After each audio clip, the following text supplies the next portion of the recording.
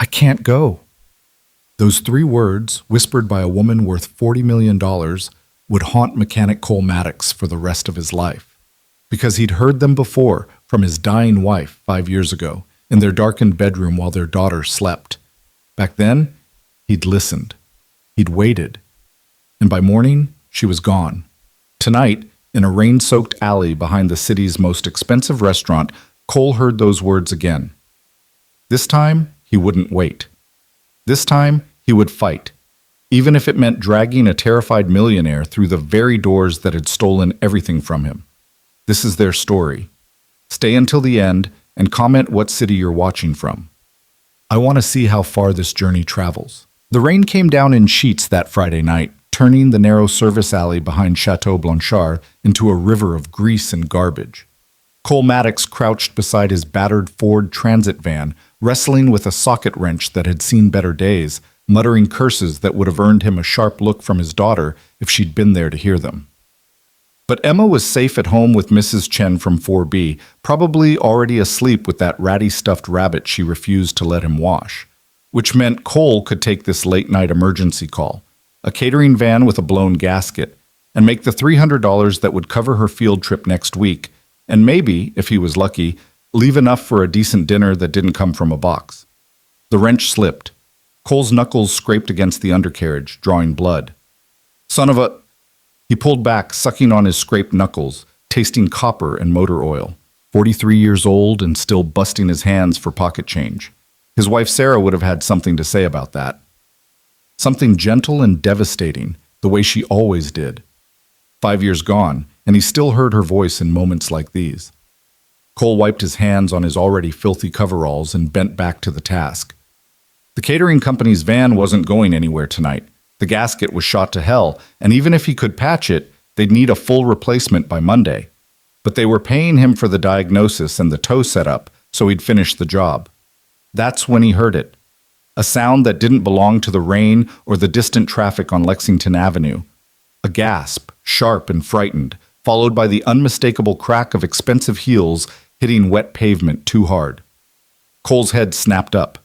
At the far end of the alley, maybe 30 yards away, a woman in a floor-length gown stumbled against the brick wall. Even in the dim wash of the single working streetlight, Cole could see the shimmer of her dress. Something silver or gold. Definitely not the kind of thing you wore to take out the trash. She clutched her right side, bent almost double. Behind her, the service door to Chateau Blanchard stood propped open with a rubber wedge, spilling warm yellow light and the faint sound of classical music onto the wet pavement. Someone shouted from inside, a woman's voice, sharp with concern. Cole straightened, his mechanic's instincts already cataloging details. The way the woman in the gown swayed, the unnatural pallor of her face, visible even from this distance, the hand pressed against her abdomen like she was trying to hold something inside. He'd seen this before.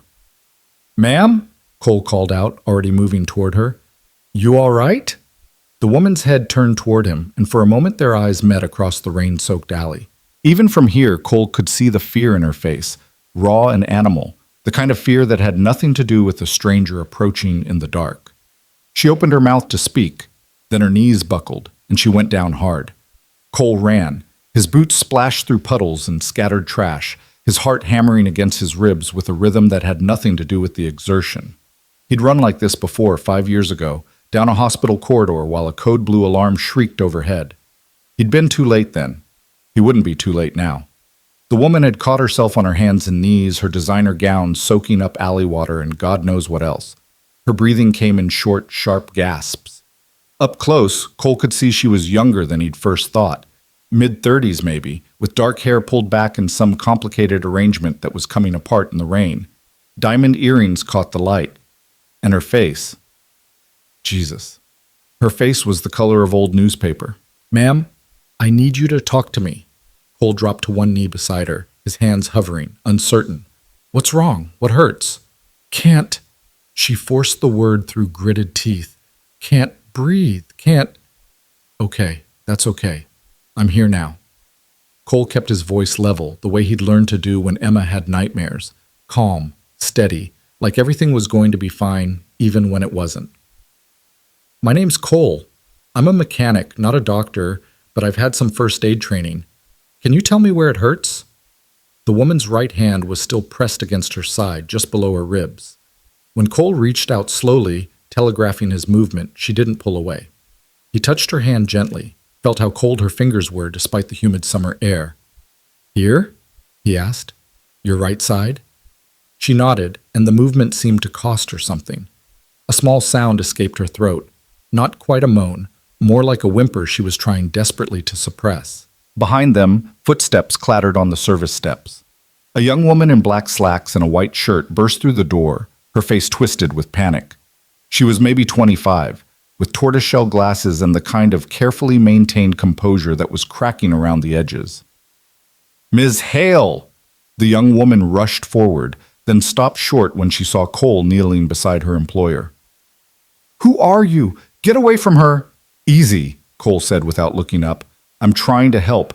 You need to call 911 right now." "No!" The word came from the woman on the ground, Ms. Hale, apparently, with surprising force. She grabbed Cole's wrist, her grip weak but desperate. "No ambulance, no hospital, I can't, I won't." Cole's stomach dropped. Those words, that terror in her voice. He'd heard this before, exactly this, in his darkened bedroom 5 years ago, when Sarah had woken him at 3 a.m. with pain in her chest and arms going numb. When he'd reached for his phone to call 911, and she'd grabbed his hand just like this woman was doing now. "Don't," Sarah had whispered. "I can't go to the hospital, Cole. Not again. Not after last time. I can't do it." And he'd listened. He'd made her tea and held her and promised it would be okay, that they'd see their regular doctor in the morning. He'd believed her when she said it was just anxiety, just stress, just the panic attacks she'd been having since her mother's long hospital death the year before. By morning, Sarah had been cold in his arms, and the EMTs who'd finally come had looked at him with something between pity and accusation. Cole blinked hard, forcing himself back to the present. To this woman. This moment. This chance. "Listen to me." He leaned closer, pitching his voice low so only Ms. Hale could hear. "My wife said those exact same words. 5 years ago, when she woke up with chest pain. She was terrified of hospitals after watching her mom die in one. So I listened. I made her comfortable. I told her we'd wait until morning." Ms. Hale's eyes, a startling green even in the dim light, locked onto his face. "She died," Cole said quietly. "Heart attack at 37. The EMTs told me she would have lived if I'd called immediately, but I listened to her fear instead of my instincts." The rain pounded down around them. Somewhere in the distance, a car horn blared. "So I'm telling you now," Cole continued, his hand still covering hers where it gripped his wrist. "I won't make that mistake again. I won't let another person die because they're too afraid to get help." Ms. Hale stared at him. Her lips trembled. When she spoke, her voice was barely audible above the rain. "My mother died in a hospital. I was 9. They wouldn't let me see her at the end. I've been—" She gasped, her body curling tighter around the pain. 23 years. Haven't set foot in one since." I know," Cole said, even though he couldn't possibly know. Not really. "I know you're terrified, but you're going to die right here in this alley if we don't move. Is that how you want this to end?" The assistant, still hovering behind them, made a strangled sound. "Miss Hale, please. Let me call Claire." Ms. Hale's voice was steadier now, though her face had gone even paler if that was possible. "Get Marcus. Tell him to bring the car around front." "The car?" Cole shook his head. "Ma'am, you need an ambulance. You need—" "I won't go in an ambulance." Ms. Hale's fingers dug into his wrist. "I can't. The sirens, the lights, the—" She broke off, gasping again. "But if you have a vehicle, if someone could—" She was looking at him. Really looking at him, like she was trying to see past the dirty coveralls and grease-stained hands to something underneath.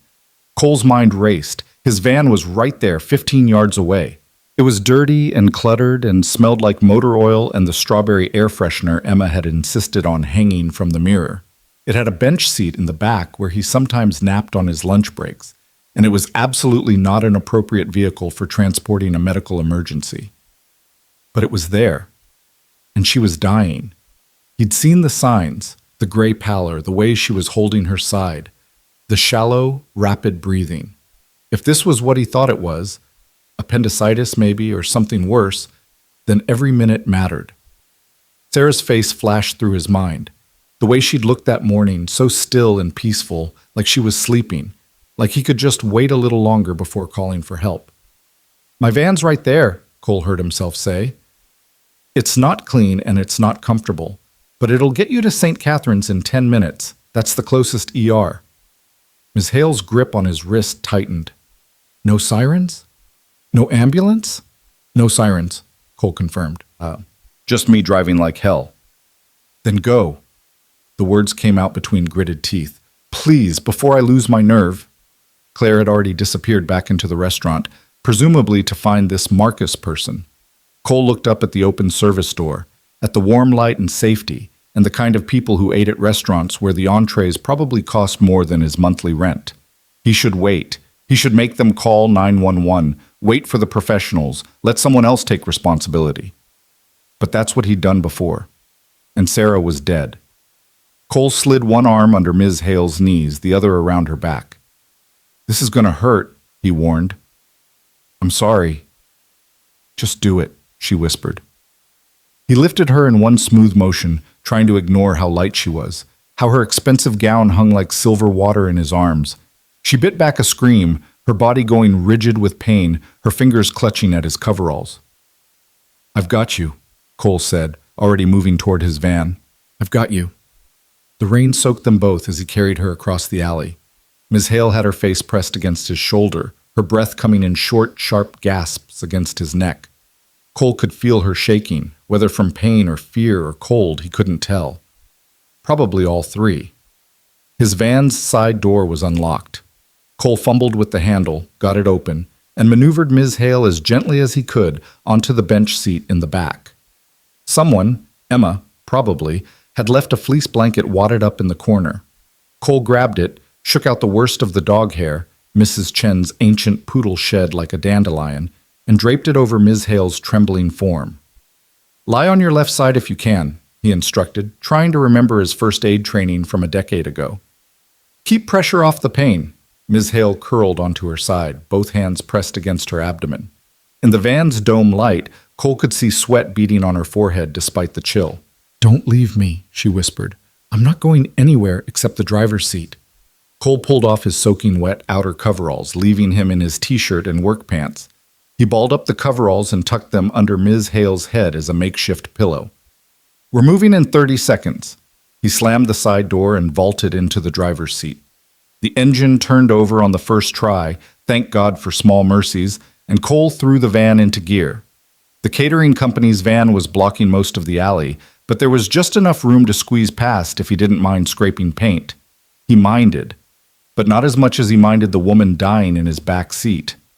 Metal shrieked against brick as Cole forced the van through the gap. He winced, made a mental note to fix that later if he wasn't arrested for kidnapping a millionaire, and hit the gas as soon as they cleared the alley mouth. Lexington Avenue opened up before them, relatively clear for a Friday night. Cole turned right, heading north toward St. Catherine's. The hospital was maybe 2 miles away, 10 minutes in good traffic, 15 in bad. He had no idea what they were looking at tonight. "How you doing back there?" Cole called over his shoulder, accelerating through a yellow light. "Terrible." Ms. Hale's voice was tight but steady. "Don't stop." Wasn't planning on it. Cole checked his mirrors, changed lanes to get around a slow-moving taxi. The rain hammered against the windshield. "Talk to me. Keep me updated. If you pass out, I need to know." "Why do you care?" The question came out raw. "You don't know me. I'm nobody to you." Cole took a corner faster than he should have, felt the van's back end slip slightly on the wet pavement. He corrected smoothly, years of driving in bad weather taking over. "You're somebody," he said. "That's enough. Somebody who's probably dying in the back of your work van." "You're not dying, not on my watch." Cole's hands tightened on the wheel. "I told you, I already failed once. I'm not doing it again." A long silence from the back. Cole risked a glance in the rear-view mirror. Ms. Hale was curled tight around her pain, but her eyes were open, fixed on the ceiling of the van. Emma's drawings were taped up there. Stick figures holding hands, a house with a crooked chimney, a flower garden that was mostly green scribbles. "Your daughter?" Ms. Hale asked quietly. "Yeah, Emma. She's 7. Cole turned onto Madison, heading for the hospital's main entrance. 3 more minutes.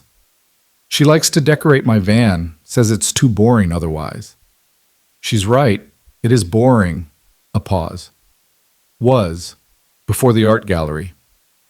Despite everything, Cole felt his mouth twitch toward a smile. "I'll tell her you said so. She'll be thrilled." "Your wife, the one who—" Ms. Hale's breath hitched. "You said she was 37? "Yeah." The word came out harder than Cole intended. Massive heart attack. By the time I called 911, it was too late. The EMTs said if I'd called immediately, she would have had a 90% survival rate. But I waited, because she asked me to. "You can't blame yourself for that." Cole's laugh was bitter. "Can't I? I knew something was wrong. Every instinct I had screamed at me to call for help. But I listened to her fear instead." He braked hard, catching a red light. St. Catherine's main entrance was visible now, 3 blocks ahead. "So when I heard you say those same words tonight, 'I can't go,' I knew I'd rather drag you to that hospital kicking and screaming than watch another person die because fear got in the way." The light changed. Cole accelerated through the intersection. "That's why you helped me," Ms. Hale said softly. "Not because of who I am or what I'm worth. You don't even know who I am, do you?" "Should I?" Cole took a left, cutting across 2 lanes of traffic. Someone honked. He ignored them. "Lady, I spend 12 hours a day under cars. The only famous people I know are the ones Emma talks about from her cartoons." Another silence. Then, so quietly Cole almost missed it. "Vivian. My name is Vivian." "Nice to meet you, Vivian, though I wish it was under better circumstances." Cole pulled into the hospital's emergency entrance, ignoring the no parking signs. He threw the van into park and killed the engine. "All right, this is it. Last chance to back out." He heard Vivian's sharp intake of breath. Through the rearview mirror, he watched her stare at the hospital's automatic doors, those wide glass panels that slid open to reveal the fluorescent-lit interior beyond. Even from here, Cole could see her starting to shake. "I can't," she whispered. "I can't do this. I thought I could, but—" Cole was out of the driver's seat and yanking open the side door before she could finish. He crouched beside the bench seat, meeting Vivian's terrified eyes. "You know what my wife told me once?" Cole kept his voice low, gentle. "She said fear is a liar. It tells us stories about what might happen, and those stories are almost always worse than reality. The only way to beat fear is to call its bluff." She was afraid of hospitals too? Terrified, after watching her mom die in one. Cole reached out slowly, giving Vivian time to pull away. When she didn't, he took her cold hand in his. "And you know what? She was right to be afraid. Hospitals are scary places. People die in them. But people also live because of them. And right now, you've got about a 50-50 shot of walking out of this place on your own 2 feet someday. But only if you go through those doors right now." Vivian's hand trembled in his. "What if I can't?" "Then I'll carry you, just like I did in the alley." Cole squeezed her fingers gently. "Fear stole my wife from me, Vivian, from Emma. I won't let it steal you too." "You don't even know me." "I know enough." Cole glanced toward the ER entrance where a security guard had noticed his van and was starting to approach. "I know you're smart enough to be scared, brave enough to get in my van, and stubborn enough to still be conscious when you probably shouldn't be. That's enough for me." The security guard tapped on the driver's window. Cole ignored him. "I need you to make a choice," he told Vivian. "Right now. Because in about 30 seconds, that guard is going to call for backup, and then we'll have a whole situation. So, are you going to walk through those doors with me, or am I carrying you?" Vivian's eyes were huge in her pale face. She looked at the hospital entrance, at the guard, at Cole's face, at Emma's crayon drawings on the van's ceiling. Her breathing was rapid and shallow, right on the edge of hyperventilation. Then, with visible effort, she nodded. Walk, she whispered. I'll walk. Just don't let go of my hand. Wasn't planning on it. Cole helped her sit up, moving as gently as he could. Vivian's face went gray, and for a moment he thought she might pass out. But she breathed through it, her grip on his hand tight enough to hurt. Together, they made it to the van's door. Cole jumped down first, then helped Vivian slide to the edge of the seat. Her designer gown was ruined, soaked with rain and alley water, torn at the hem, covered in grease stains from his van. The elaborate updo had come completely apart, dark hair hanging in wet tangles around her face. She looked nothing like a millionaire real estate mogul. She looked like a terrified woman trying not to die. One step at a time, Cole said. That's all we're doing. One step, then another, then another. You focus on that. I'll handle everything else. Vivian's feet touched the pavement. She swayed, and Cole wrapped an arm around her waist to steady her. Even through the pain and fear, he could feel how tense she was. Every muscle locked tight, like her body was trying to bolt in the opposite direction while her mind forced it forward. The security guard had reached them now, his radio crackling. Sir, you can't park here. This is emergency vehicle only. Call for a wheelchair, Cole cut him off. And get a doctor, now. Possible appendicitis? Patient has been symptomatic for at least an hour, maybe longer. The guard's eyes went wide as he took in Vivian's condition. Whatever he'd been about to say died on his lips. He grabbed his radio. I need a wheelchair at the main entrance, stat. And get Dr. Morrison if he's available. Thank you, Vivian breathed. They were moving now, one slow step at a time, crossing the 10 feet of pavement that separated the van from those automatic doors. To Cole, it felt like miles. He could feel Vivian shaking against his side. Could hear the rapid-fire breathing that meant she was right on the edge of a full panic attack, 5 feet from the doors. My mother, Vivian said suddenly, her voice tight and high. She was fine when we got to the hospital, just a bad cough. They said it was pneumonia, that they'd give her antibiotics and she'd be home in a few days, but then she gasped, stumbling. Cole caught her. Then something went wrong, an infection, sepsis, and they wouldn't let me see her. I was 9, and they said I was too young, and I heard her screaming, and I couldn't. 3 feet. Look at me. Cole stopped walking, turned Vivian to face him. Her eyes were wild, unfocused. Not at the doors, at me. Right here. I'm right here. Vivian's gaze locked onto his face. That was 23 years ago, Cole said quietly. Different hospital, different doctors, different situation. You're not 9 anymore, Vivian. You're in control now. And I'm not leaving your side unless they physically drag me away. You understand? A tear tracked down her cheek. You promise? Cole thought of Sarah, cold in their bed. Of Emma asking why Mommy wouldn't wake up. Of the 5 years he'd spent drowning in guilt and regret. I promise, he said. The automatic doors sensed their presence and slid open with a mechanical whisper. Vivian made a sound, half sob, half gasp, and her whole body went rigid. The smell of the hospital rolled over them, disinfectant and floor wax and something underneath that might have been fear or might have been hope, depending on which side of the doors you were standing on. I can't, Vivian whispered. Cole, I can't. Yes, you can. Cole's arm tightened around her waist. One more step, that's all, just one. I can't. You can. Because you're stronger than your fear, because you deserve to live, because somewhere out there someone loves you and needs you to come home. Cole paused. And because I need you to prove that not everyone has to die from being too afraid. Vivian looked at him, really looked at him, past the dirty t-shirt and the grease under his fingernails and the desperation in his eyes. She saw something there that made her straighten slightly, made her take a breath that was deeper than the ones before. Okay, she whispered. Okay. And she stepped through the doors. The moment her foot crossed the threshold, Vivian's knees buckled. Cole caught her, taking her full weight as she collapsed against him. But they were inside now. They'd made it. Wheelchair, the security guard shouted, running alongside them. I need that wheelchair now.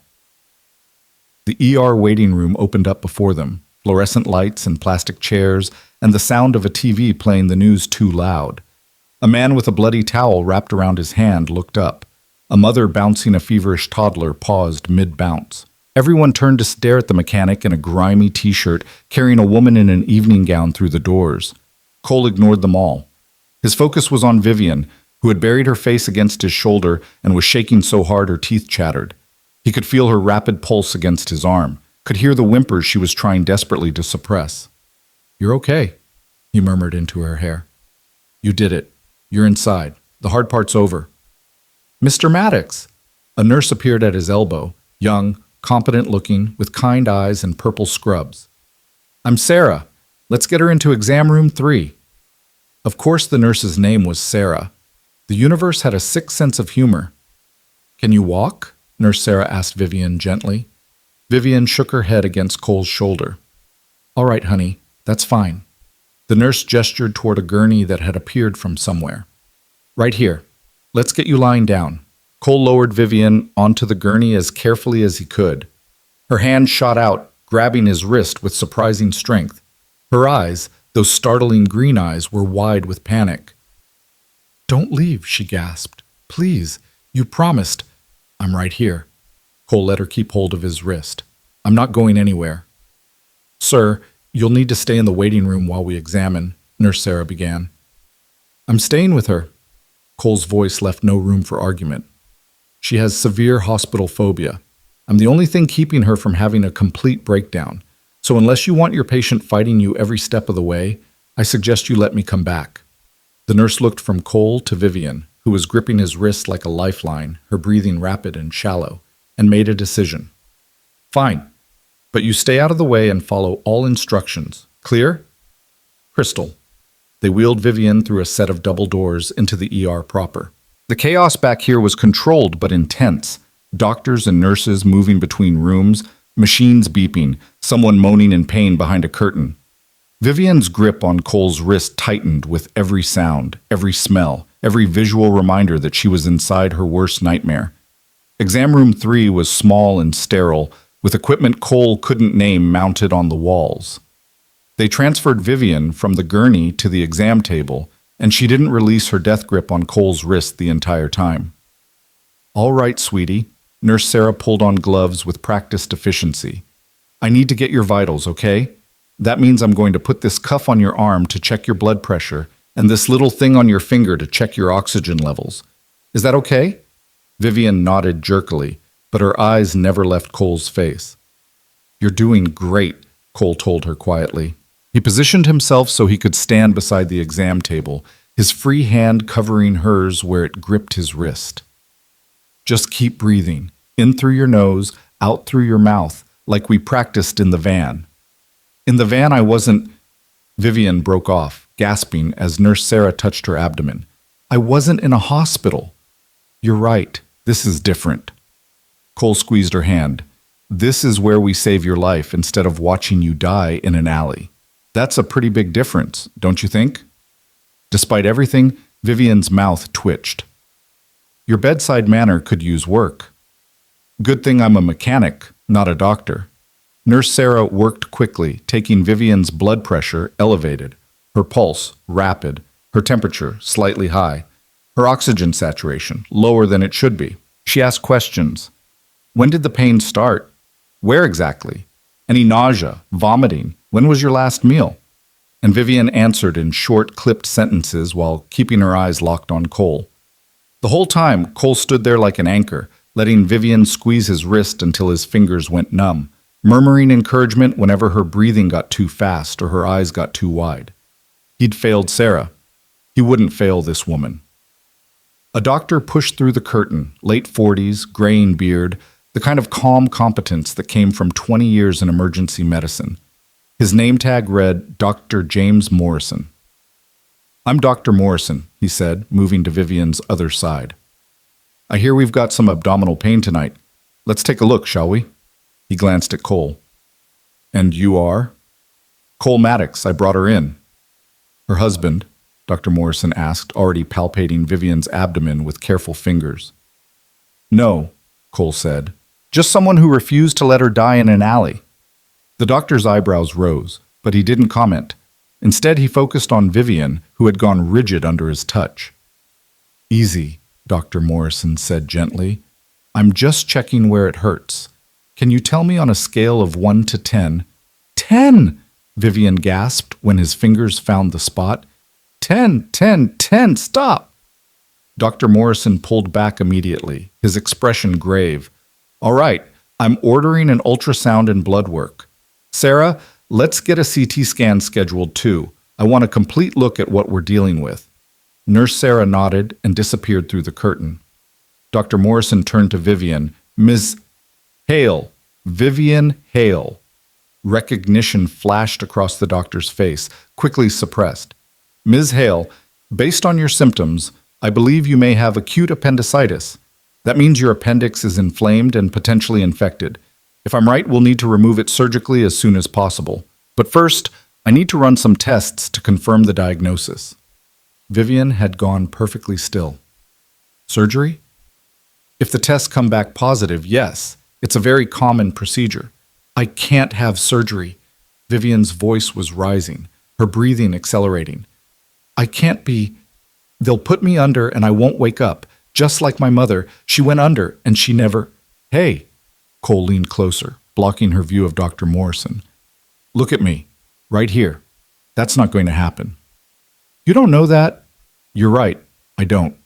Nobody knows the future, but I know the statistics. Appendectomies are one of the safest surgeries there is. Thousands of people have them every day and walk out fine. Cole kept his voice low and steady. And I know that if your appendix bursts while you're sitting here panicking, you'll go septic, and that will kill you. So we don't really have the luxury of fear right now. He's right, Dr. Morrison added, his tone matter of fact. If this is appendicitis, and I'm 90% certain it is, then surgery isn't optional. It's necessary. Without it, you'll die. With it, you'll be back to normal in a few weeks. Vivian was shaking her head, tears streaming down her face. You don't understand. I can't. I've avoided hospitals for 23 years. 23 years of terror every time I get sick, every time something hurts, because I swore I'd never end up here. And now, a sob caught in her throat. Now I'm going to die anyway, either from the surgery or from refusing it. So what was the point? Cole felt something crack open in his chest. This woman, this successful, powerful woman who probably commanded boardrooms and made decisions worth millions of dollars, was 19 years old. No, younger, 9 years old, watching her mother disappear behind hospital doors and never come back. He thought of Emma, of what she'd become if he died now, if he left her alone with nothing but fear and loss. Would she spend 23 years avoiding the things that scared her? Would she rather die than face her nightmares? No, not if he had anything to say about it. My daughter, Cole said quietly, drew me a picture last week. Want to know what it was? Vivian blinked at him, confused by the non sequitur. It was me and her, holding hands, standing in front of a giant monster. The monster had about 17 heads and was breathing fire and looked absolutely terrifying. Cole smiled slightly. I asked her what the monster was, and she said it was all the scary things in the world. Dentists and thunderstorms and the first day of school and shots at the doctor's office. Your daughter sounds wise, Vivian whispered. She's 7. She still believes in magic and thinks vegetables are a conspiracy. Cole's thumb traced gentle circles on the back of Vivian's hand. But you know what she told me about that monster? She said the only way to make it smaller is to look right at it. Every time you face something scary, the monster gets a little bit smaller. And every time you run away, it gets bigger. He paused, letting that sink in. You've been running for 23 years, he continued. And I bet that monster is enormous now, isn't it? Probably takes up your whole sky. But right now, right here, you have a chance to start making it smaller. To look right at the thing that terrifies you and say, not today. Vivian was crying openly now, silent tears tracking down her pale cheeks. What if I can't? Then I'll do it with you. Cole squeezed her hand, every step of the way, from the CT scan to the surgery to the recovery. I'll be right here, making sure you don't have to face the monster alone. Dr. Morrison cleared his throat. Mr. Maddox, I appreciate what you're trying to do, but you won't be able to stay with Ms. Hale during surgery, hospital policy. Then I'll be right outside the operating room, Cole said, without looking away from Vivian. And I'll be the first face she sees when she wakes up. That's non-negotiable. You have a job, Vivian protested weakly. A daughter. You can't just stay here. Emma's safe with Mrs. Chen. My jobs can wait. This can't. Cole's expression softened. Let me do this, Vivian. Let me prove that hospitals don't always take people away. Sometimes they give them back. For a long moment, Vivian just stared at him. Cole could see the war playing out behind her eyes, terror and hope, death and life, the past and the possibility of a future. Finally, she nodded. Okay, she whispered. Okay, do the tests. Dr. Morrison exhaled, relief clear on his face. Good choice, Ms. Hale. Sarah, let's get that ultrasound started. And someone call up to surgery, let them know we may have an emergency appendectomy coming their way. The next hour passed in a blur of medical procedures and mounting tension. They wheeled Vivian to radiology for a CT scan, and Cole waited outside the room, watching through the window as she lay perfectly still on the scanning table, her eyes squeezed shut. When they brought her back, she reached for him immediately. The blood work came back showing elevated white blood cell count. The CT scan showed a swollen, inflamed appendix, not ruptured yet, thank God, but close. Too close. Dr. Morrison explained the surgery in careful detail. They'd make a small incision, they'd remove the appendix. She'd be under general anesthesia for about an hour. Barring complications, she'd be home in 2 or 3 days. Through it all, Vivian held Cole's hand like he was the only thing tethering her to earth. Finally, the pre-op nurse arrived with consent forms and a wheelchair. It was time. Mr. Maddox, you'll need to stay here, Nurse Sarah said gently. There's a surgical waiting room on the 4th floor. Someone will update you as soon as Ms. Hale is out of surgery. Cole looked at Vivian. She was ghostly pale, trembling, her pupils dilated with fear, but she nodded. Go, she whispered. I can do this. I can... Her voice cracked. Thank you for everything. Don't thank me yet. Cole squeezed her hand one last time. Thank me when you wake up and realize you survived your monster. They wheeled her away and Cole stood there in the empty exam room, suddenly aware of how exhausted he was. His back ached from carrying Vivian. His hands were still stained with grease from the repair job he'd abandoned hours ago. His wet clothes were starting to dry uncomfortably against his skin. He pulled out his phone, miraculously still functioning despite the rain, and called Mrs. Chen. Cole? She answered on the first ring. Is everything all right? Yeah, no, I don't know. Cole scrubbed a hand over his face. I'm at St. Catherine's. Someone needed help. I'm going to be here for a while longer. Can Emma stay with you tonight? Of course, of course. She's sleeping like an angel. But Cole, are you all right? Was he? Cole looked around the exam room at the medical equipment and the sharps container and the hand sanitizer dispenser. This was where Sarah had died. Not this exact room, but a place just like it, where they'd brought her body and covered her with a sheet and let him say goodbye to a woman who'd already been gone for hours.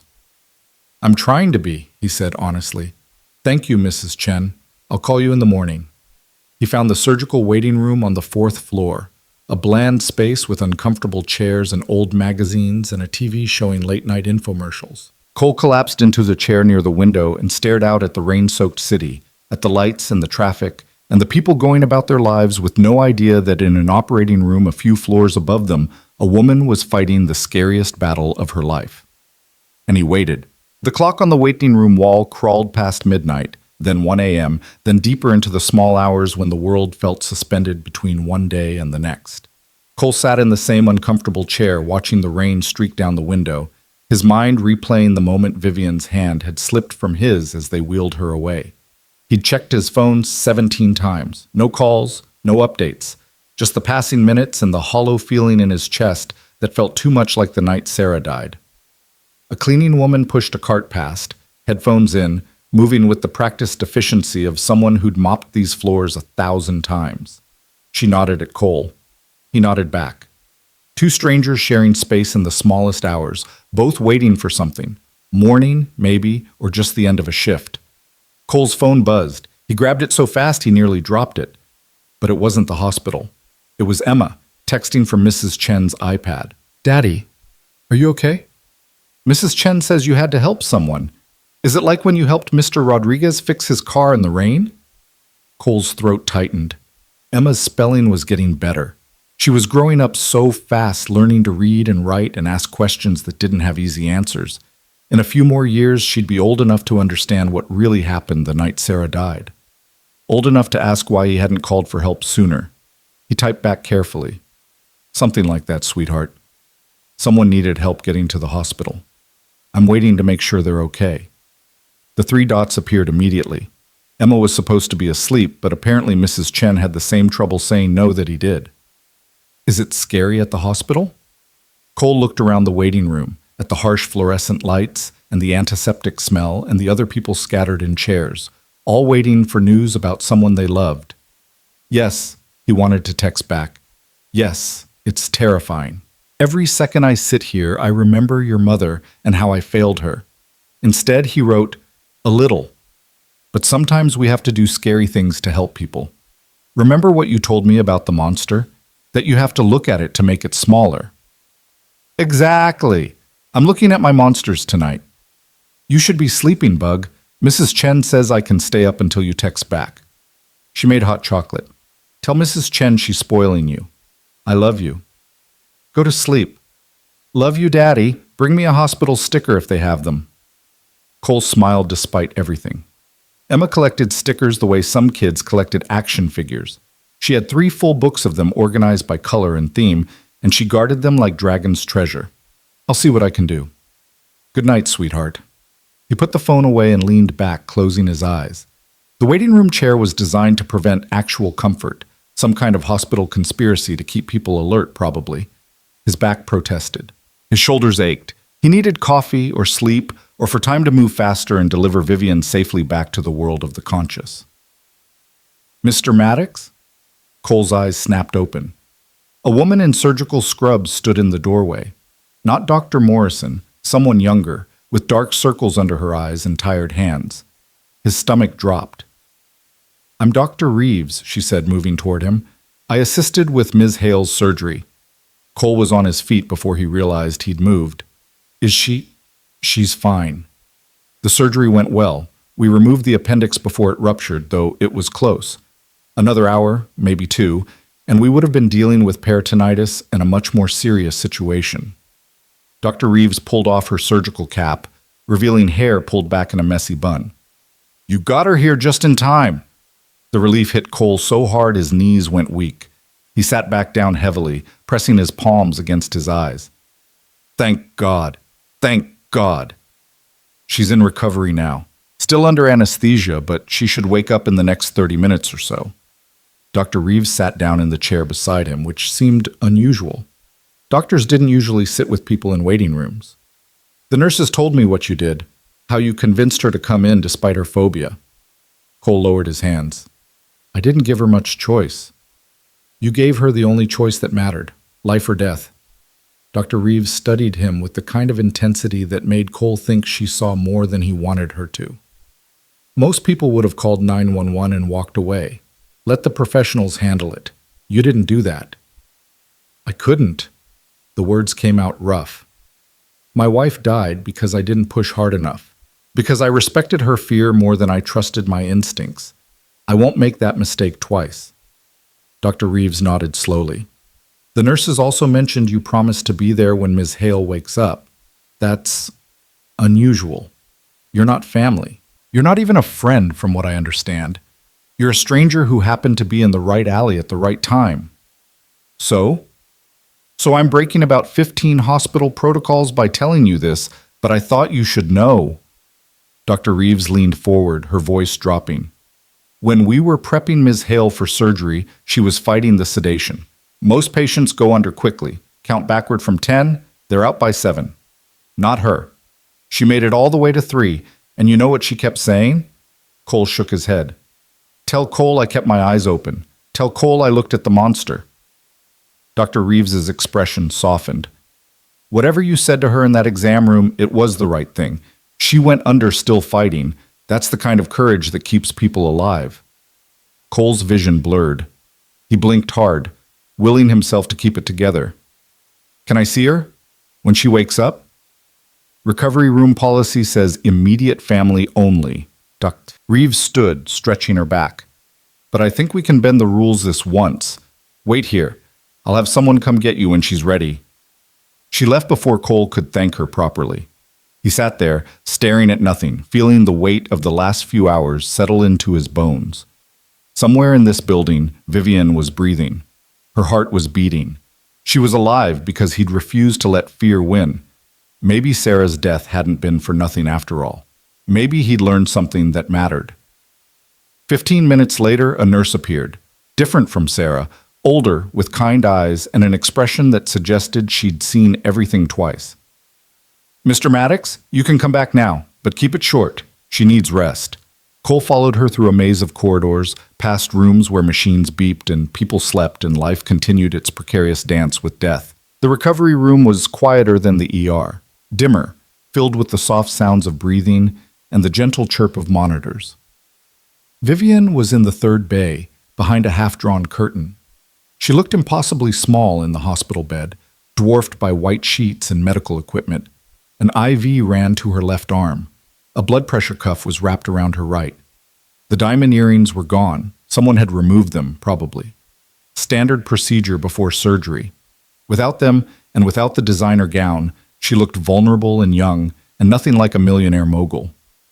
She looked like someone's daughter, someone's friend, someone who mattered to people Cole would never meet. Her eyes were closed, but as Cole approached, they fluttered open, unfocused at first, struggling against the lingering effects of anesthesia. Then they found his face and sharpened with recognition. "Cole?" Her voice was rough, barely above a whisper. "Hey." But Cole pulled a chair close to the bed, sat down so they were at eye level. "Welcome back. I'm alive." She said it like she couldn't quite believe it, like she'd expected to go under and never wake up, just like her mother. "Very alive. Doctor says the surgery went perfectly. They got your appendix out before it could cause any real trouble." Cole reached out slowly, giving her time to refuse. When she didn't, he took her hand gently, careful of the IV. "You did it, Vivian. You looked right at your monster and survived." A tear slid from the corner of her eye, disappearing into her hair. "I counted backward. They told me to count, and I did. I made it to 3 before everything went dark. The doctor told me. She said you were still fighting the whole way down. I was so scared." Vivian's fingers tightened around his.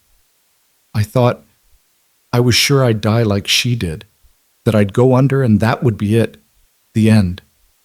But it wasn't. You're here. You made it." Cole squeezed her hand gently. "And now you get to go home in a few days and tell everyone about the time you survived your worst nightmare." Vivian's laugh was weak but genuine. "Home? I don't even know what day it is. What time is it?" "Almost 2 in the morning. Technically Saturday now." "You've been here the whole time?" "Promised I would be, didn't I?" "You promised you'd be here when I woke up. You didn't promise to wait around for hours while I was unconscious." Vivian studied his face with eyes that were growing clearer as the anesthesia faded. "Why would you do that? You don't know me. If you say nobody again, I'm going to have to disagree more forcefully." Cole kept his tone light, but his eyes were serious. "You're somebody who needed help. That's all that matters." "It can't be all that matters. You have a daughter, a job, a life, and you spent your Friday night dragging a stranger to the hospital and then waiting to make sure she survived surgery." Vivian shook her head slightly, wincing at the motion. "That's not normal Good Samaritan behavior. That's something else." Cole was quiet for a long moment.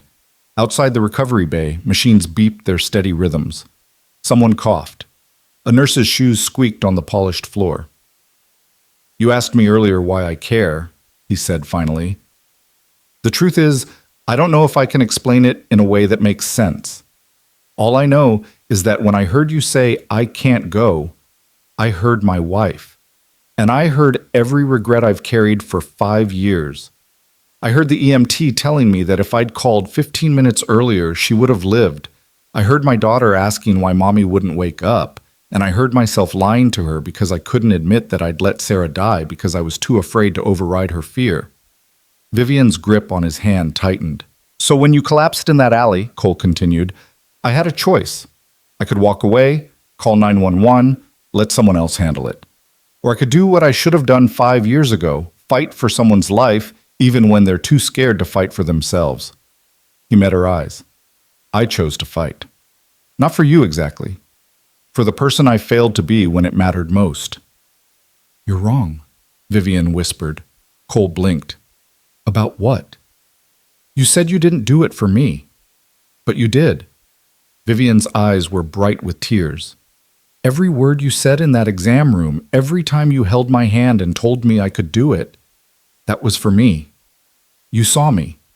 Not the money or the reputation or whatever image I project to the world. You saw a terrified woman who needed someone to believe in her more than she believed in her fear. She paused, swallowing hard. I've built an empire, she continued quietly. I've closed deals worth millions. I've stood in boardrooms and negotiated with people who would eat me alive if I showed weakness. But tonight, in that alley, I was 9 years old again, helpless, terrified. And you... Her voice cracked. You didn't judge me. You didn't tell me to get over it, or that my fear was irrational. You just stood there and refused to let me die. Do you have any idea how rare that is? Cole didn't know what to say to that. He'd done what anyone should do, what he wished someone had done for Sarah. But looking at Vivian now, seeing the raw gratitude in her face, he realized she was right.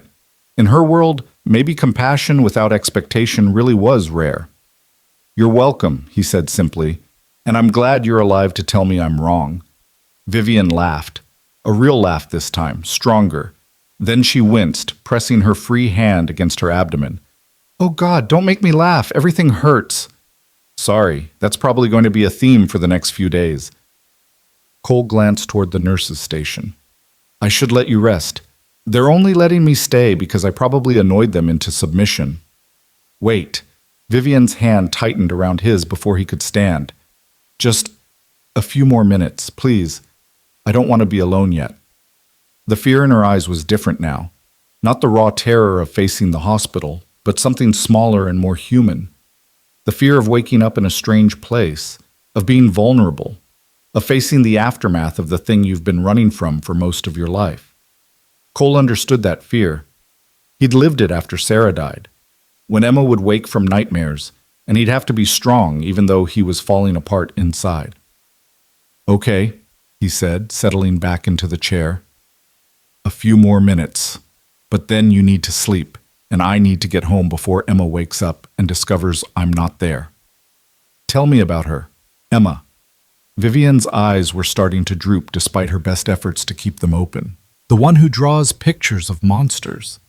She's 7, smart as hell, stubborn as her mother. Cole felt himself smile despite the exhaustion pulling at him. She wants to be a veterinarian when she grows up, but only for dragons.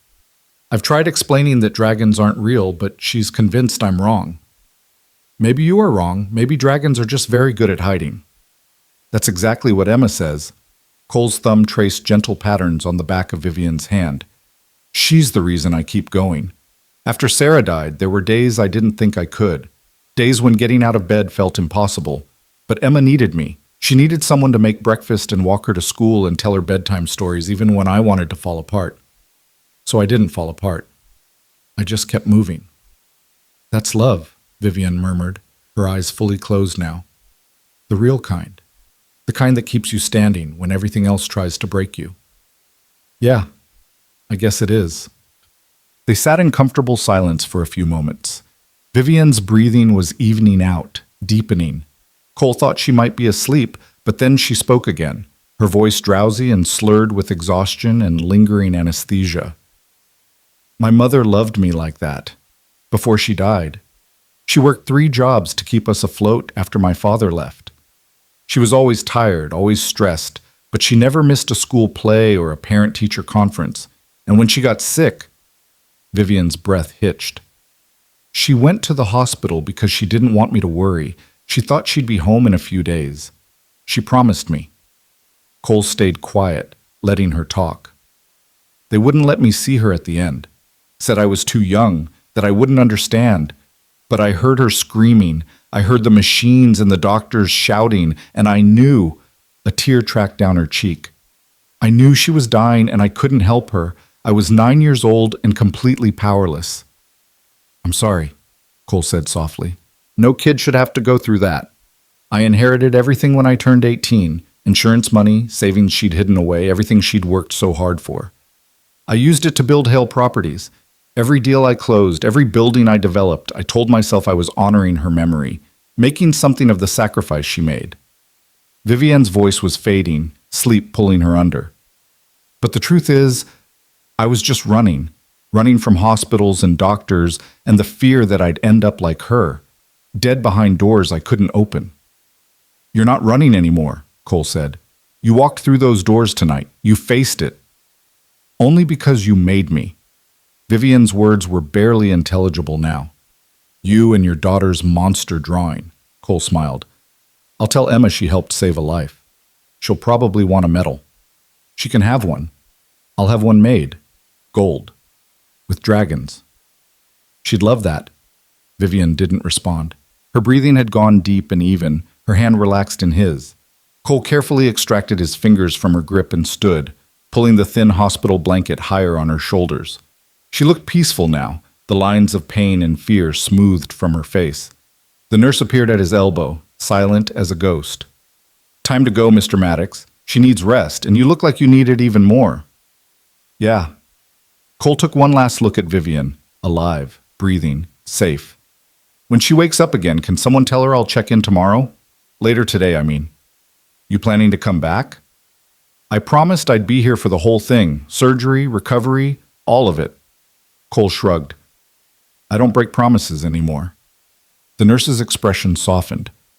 I'll make sure she knows. Now get some sleep before you fall over. Cole made his way back through the maze of corridors, past the ER that had started all this, through the automatic doors that had terrified Vivienne so much. His van was still parked in the emergency bay, probably racked up $300 in parking violations by now. He didn't care. The rain had stopped.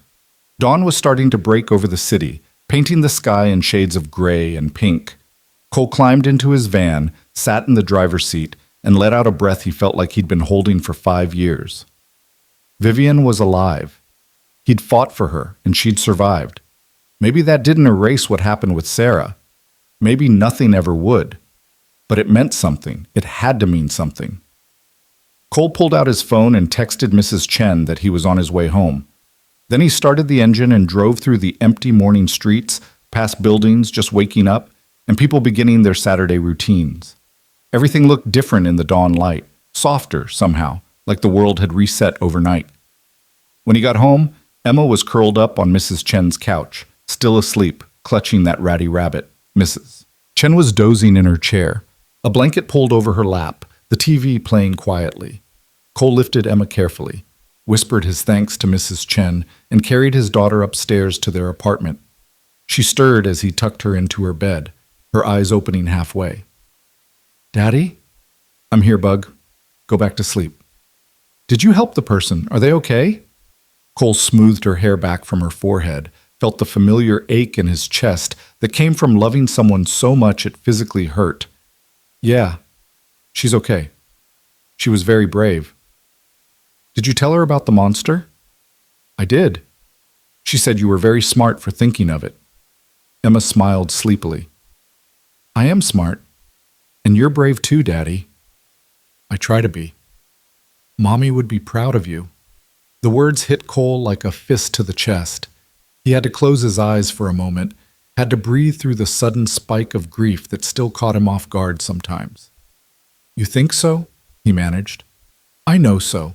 She told me once that you had the biggest heart of anyone she ever met, even when you're scared. Emma yawned, burrowing deeper into her blankets. That's why you're a good daddy. I love you, sweetheart. Love you too. Did you get me a sticker? Cole laughed despite everything. Hospital was closed. I'll get you one next time. Promise? Promise. Emma was asleep again within seconds. Cole stood there watching her breathe, feeling the weight of the night settle into something manageable. He'd done it. He'd saved someone. And tomorrow, later today, he'd go back to the hospital and make sure Vivienne continued being okay. But first, he needed to sleep. Cole stumbled to his own room, didn't bother changing out of his dirty clothes, and collapsed onto his bed. The last thing he remembered before sleep claimed him was the sound of Emma's soft breathing through the wall, steady and sure as a heartbeat. When he woke 6 hours later, his phone was full of messages. 3 from Claire, Vivian's assistant, who'd apparently gotten his number from the hospital. They ranged from professionally polite inquiries about his well-being to something approaching genuine gratitude. The last one included an address for Vivian's office and an invitation to visit when he had time.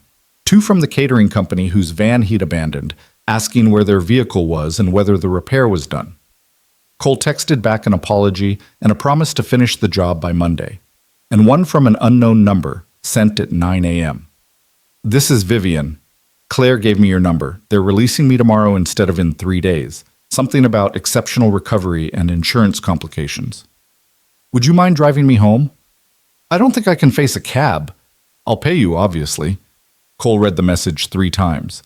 The old him, the pre-alley, pre-confrontation with his demons him, would have found a polite way to decline. Would have said he'd done his part, she was fine now, she could hire a proper car service. But that version of Cole had died somewhere between the alley and the ER doors. He texted back, "Don't need payment. What time?" The response came within seconds. 2 p.m. Thank you for everything. Cole set his phone down and stared at his ceiling, at the water stain in the corner that looked like a lopsided star. His back ached. His hands were still stained with grease. He needed coffee and a shower and to figure out how to explain to Emma why he was going back to the hospital. But underneath all that, he felt something he hadn't felt in 5 years. Hope, maybe. Or purpose. Or just the simple satisfaction of knowing that when it mattered, when someone's life hung in the balance, he'd chosen right. His phone buzzed again. Emma, texting from her room. Are you awake? Can we have pancakes? Cole smiled. Yes and yes. Come help me make them. He heard Emma's feet hit the floor, heard her racing down the hallway. She burst into his room with her hair sticking up in 17 directions and that rabbit tucked under her arm. Did you really help someone last night? She asked, bouncing on her toes. Mrs. Chen said you were a hero, but she wouldn't tell me any details. I helped someone get to the hospital when they were too scared to go. That's all. That is being a hero, Daddy. That's exactly what heroes do. Emma grabbed his hand, tugging him toward the kitchen. Tell me about it while we make pancakes. Tell me everything. So Cole did. He told her about the woman in the alley, and the rain, and the fear that almost won. He told her about the monster drawing and how sometimes the scariest thing is the thing that saves you. He left out the parts about his wife, about the guilt and the grief and the desperate need for redemption. Emma was 7. She didn't need to carry that weight. What she needed was to know that her father would fight for people, that courage meant being afraid and doing it anyway, that monsters got smaller when you looked right at them. They made pancakes together. Emma insisted on chocolate chips shaped like smiley faces and ate them while watching cartoons. Normal Saturday morning things. But Cole felt different somehow, like he'd shed a skin he'd been wearing for too long. At 1:30, he showered and changed into his leaf-stained jeans and a button-down shirt Emma said made him look fancy like the dads on TV. Mrs. Chen agreed to watch Emma again, though she gave Cole a knowing look that suggested she understood more than he'd told her. This woman, Mrs. Chen said quietly while Emma was in the bathroom. She's special to you? I barely know her. That wasn't what I asked. Cole thought about Vivian's hand in his, about the way she'd fought against sedation because she'd promised to keep her eyes open, about the raw gratitude in her face when she'd woken up alive. She's someone I helped, he said finally. Someone who needed me to be stronger than her fear, that's all. Mrs. Chen nodded slowly. Sarah would be proud. You know that, yes? Cole's throat tightened. Emma said the same thing this morning. Smart girl, like her father. Mrs. Chen patted his arm. Go.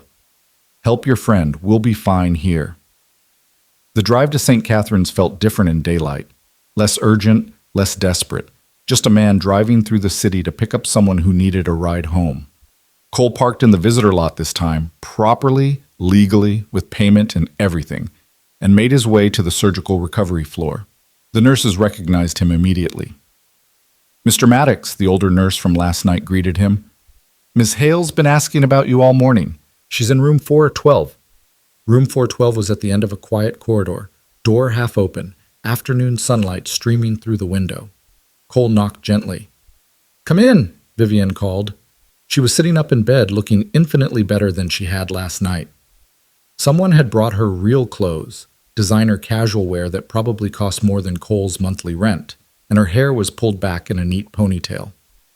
The pallor was gone, replaced by something approaching normal color. She looked like herself again, whoever that was. But when she saw Cole, her composure cracked just slightly. Relief and something deeper flickered across her face. "You came," she said. "Said I would." Cole stepped into the room, suddenly aware of how out of place he looked in this space. Even the hospital room felt expensive somehow, with Vivian in it. "How are you feeling?" "Like someone removed an organ from my body 12 hours ago."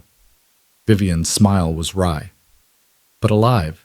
Definitely, surprisingly alive." "Glad to hear it." Cole moved closer, noting the IV had been removed, the monitors mostly disconnected. "They're really releasing you already?" "Apparently I'm recovering faster than expected. Doctor says I'm young and healthy, and my appendix wasn't as bad as they initially thought." Vivian glanced toward the window. "Also, my insurance company is being difficult about extended stays for routine procedures. Claire is handling it, but the easiest solution is just to go home and recover there." "You have someone to help you? You're not supposed to be alone for the first few days." "Claire will stay with me. She's terrifyingly competent." Vivian's expression shifted, became more serious. "Cole, I need to say something. Last night, when you stayed with me, when you held my hand and made me believe I could survive this, that was the first time in 23 years that anyone saw through the armor I wear. The first time someone cared about me as a person, not as Vivian Hale the millionaire or Vivian Hale the business mogul." Cole shifted uncomfortably. "I just did what anyone should do." "But not what anyone would do. There's a difference." Vivian leaned forward slightly, wincing at the movement. "I want to repay you. Not with money. I know you'll refuse that. But with something that matters. Claire mentioned you run an auto repair business?" "I'm a freelance mechanic. I fix cars wherever they break down. It's not exactly a business." "But you want it to be, don't you?" Cole froze. How did she know that? He'd never told anyone except Sarah about his dream of opening a real garage, a place where people could bring their cars and trust they'd get honest work at fair prices. A place with Emma's drawings on the walls and maybe, someday, a legacy she could inherit if she wanted it. "Emma," Vivian said, reading his expression. "Last night, while I was half delirious on pain medication, I saw one of her drawings taped to your van ceiling. A building labeled Second Chance Garage. I remembered it this morning. She draws lots of things. Most of them don't mean anything. This one does. I can see it in your face." Vivian straightened carefully. "I own 32 commercial properties in this city. 3 of them are currently vacant, including a corner lot in your neighborhood with space for a full-service garage. Let me lease it to you, below market rate. We'll call it payment for saving my life." Cole stared at her. "That's insane. You don't owe me. A garage in exchange for my life seems like a bargain from my perspective." Vivian's eyes were bright, determined. "Please, let me do this. Let me prove that not every door you walk through leads to loss." The words hit Cole harder than they should have. He thought about Emma's drawing, about the dream he'd buried along with Sarah, about second chances and what they meant. "I can't afford a lease, even below market rate," he said honestly. "Then we'll work something out. A percentage of revenue instead of flat rent, or maintenance contracts for my company fleet. Or," Vivian smiled, "we'll figure it out together. That's what people do when they're building something that matters." Cole opened his mouth to argue, to find a logical reason why this was a terrible idea, why he couldn't possibly accept such a massive gesture from someone he'd known for less than 24 hours. But then he thought about Emma asking if he was a hero, about Vivian whispering, "Tell Cole I kept my eyes open," about how sometimes the scariest thing is accepting that maybe, just maybe, you deserve something good. "Okay," he heard himself say, let's figure it out." Vivian's smile transformed her face, softened the sharp edges that came from years of building walls around herself. Cole saw in that moment what she must have looked like before her mother died, before fear became her constant companion, before she learned to armor herself against the world. Good, she said quietly. Now, help me get out of this place before I change my mind about being brave. The discharge process took longer than either of them expected. Nurses came with instructions and prescriptions and warnings about what to watch for. A physical therapist demonstrated proper movement techniques. Claire appeared with paperwork that needed signing and a wheelchair that Vivian initially refused. Hospital policy, the nurse said firmly. Everyone leaves in a wheelchair, even stubborn millionaires. Vivian shot Cole a look that said she wanted to argue, but knew she'd lose. Fine, but only to the door. Cole pushed the wheelchair while Claire walked ahead with Vivian's belongings. A small overnight bag and the ruined evening gown folded into a hospital plastic bag. They made their way through corridors that felt less threatening in daylight, past the ER where this had all started, toward the main entrance with its automatic doors. Vivian's breathing quickened as they approached. Her hands gripped the wheelchair arms, knuckles white. You okay? Cole asked quietly, slowing their pace. Just remembering last night, how terrified I was. Vivian didn't look at the doors, kept her eyes fixed straight ahead. It's strange. I walked through them once, and they didn't kill me. But my brain still thinks they might. That's trauma, Cole said. It doesn't care about logic. It just remembers the fear. Speaking from experience? Yeah. Cole stopped the wheelchair just before the threshold, gave Vivian a moment. After Sarah died, I couldn't go into our bedroom for 3 months. Slept on the couch every night because I kept seeing her there, cold and still. Emma would ask why Daddy didn't sleep in his bed anymore, and I'd make up excuses. Finally, Mrs. Chen told me that avoiding it just gave the trauma more power. What did you do? Went in, sat on the bed, let myself fall apart for about an hour. Cole's voice was steady, matter of fact. Then I changed the sheets, moved the furniture around, put up some of Emma's drawings, made it different enough that my brain could separate the before from the after. Vivian absorbed this, her breathing evening out slightly. You're saying I need to make hospitals feel different. I'm saying you need to give yourself new memories, better ones. So when you think hospital, you don't just remember losing your mother. You remember surviving your appendix. You remember being brave. Cole moved around to face her. Ready? She nodded. The doors slid open. Vivian flinched but didn't close her eyes. Claire held the outer door as Cole pushed the wheelchair through, and then they were outside, standing in the afternoon sunshine with the hospital at their backs. Vivian let out a long, shaky breath. I did it again. You did it again, Cole confirmed, and you'll keep doing it until it gets easier. Claire cleared her throat delicately. Miss Hale, I have the car waiting, but if you'd prefer Mr. Maddox to drive you, Cole's taking me home, Vivian said. You can follow in the car with my things. We'll meet you there. Claire's expression suggested this was highly irregular, but she was too professional to argue. Of course. I'll text you the gate code. Cole helped Vivian out of the wheelchair. She was steadier on her feet than he expected, though she still moved carefully, one hand pressed against her abdomen. His van was parked 3 rows over, looking particularly battered next to the luxury sedans and SUVs in the visitor lot. Your chariot, Cole said dryly. Best ride I've ever taken. Vivian let him help her into the passenger seat, then looked around at Emma's artwork with fresh eyes. Your daughter has talent. This one with the dragon looks almost professional. She traced it from a library book. But don't tell her I told you. She thinks she drew it freehand. The drive to Vivian's penthouse took them through parts of the city Cole usually avoided, the neighborhoods where the buildings got taller and the doormen more numerous. Vivian directed him with quiet efficiency, pointing out turns and landmarks, occasionally wincing when they hit a pothole. Tell me about your wife, she said suddenly, about halfway there. If that's not too painful. Cole gripped the steering wheel tighter. What do you want to know? How you met. What she was like, why you loved her. Vivian shifted carefully in her seat to look at him. You've seen me at my most vulnerable. Let me see some of yours. It was a fair request. Cole changed lanes, gathering his thoughts. We met at a community college automotive class. I was 18, trying to figure out what to do with my life after my dad died. Sarah was taking the class despite her ex-boyfriend who'd told her, Girls couldn't understand engines. Cole smiled at the memory. She was terrible at it, absolutely hopeless. But she was determined, and she asked the best questions, and she had this laugh that made everyone around her laugh too. You fell for her in a car repair class. I fell for her because she was real. No pretense, no games. She saw people, really saw them, and she cared about things that mattered. After her mom died, she became a hospice volunteer, spent her weekends sitting with dying strangers because she said everyone deserved to have someone hold their hand at the end. Cole's voice roughened. She was better than me in every way that counted. Except she let her fear kill her. The blunt words should have hurt. Instead, they felt like permission to acknowledge the truth. Yeah, Cole said quietly.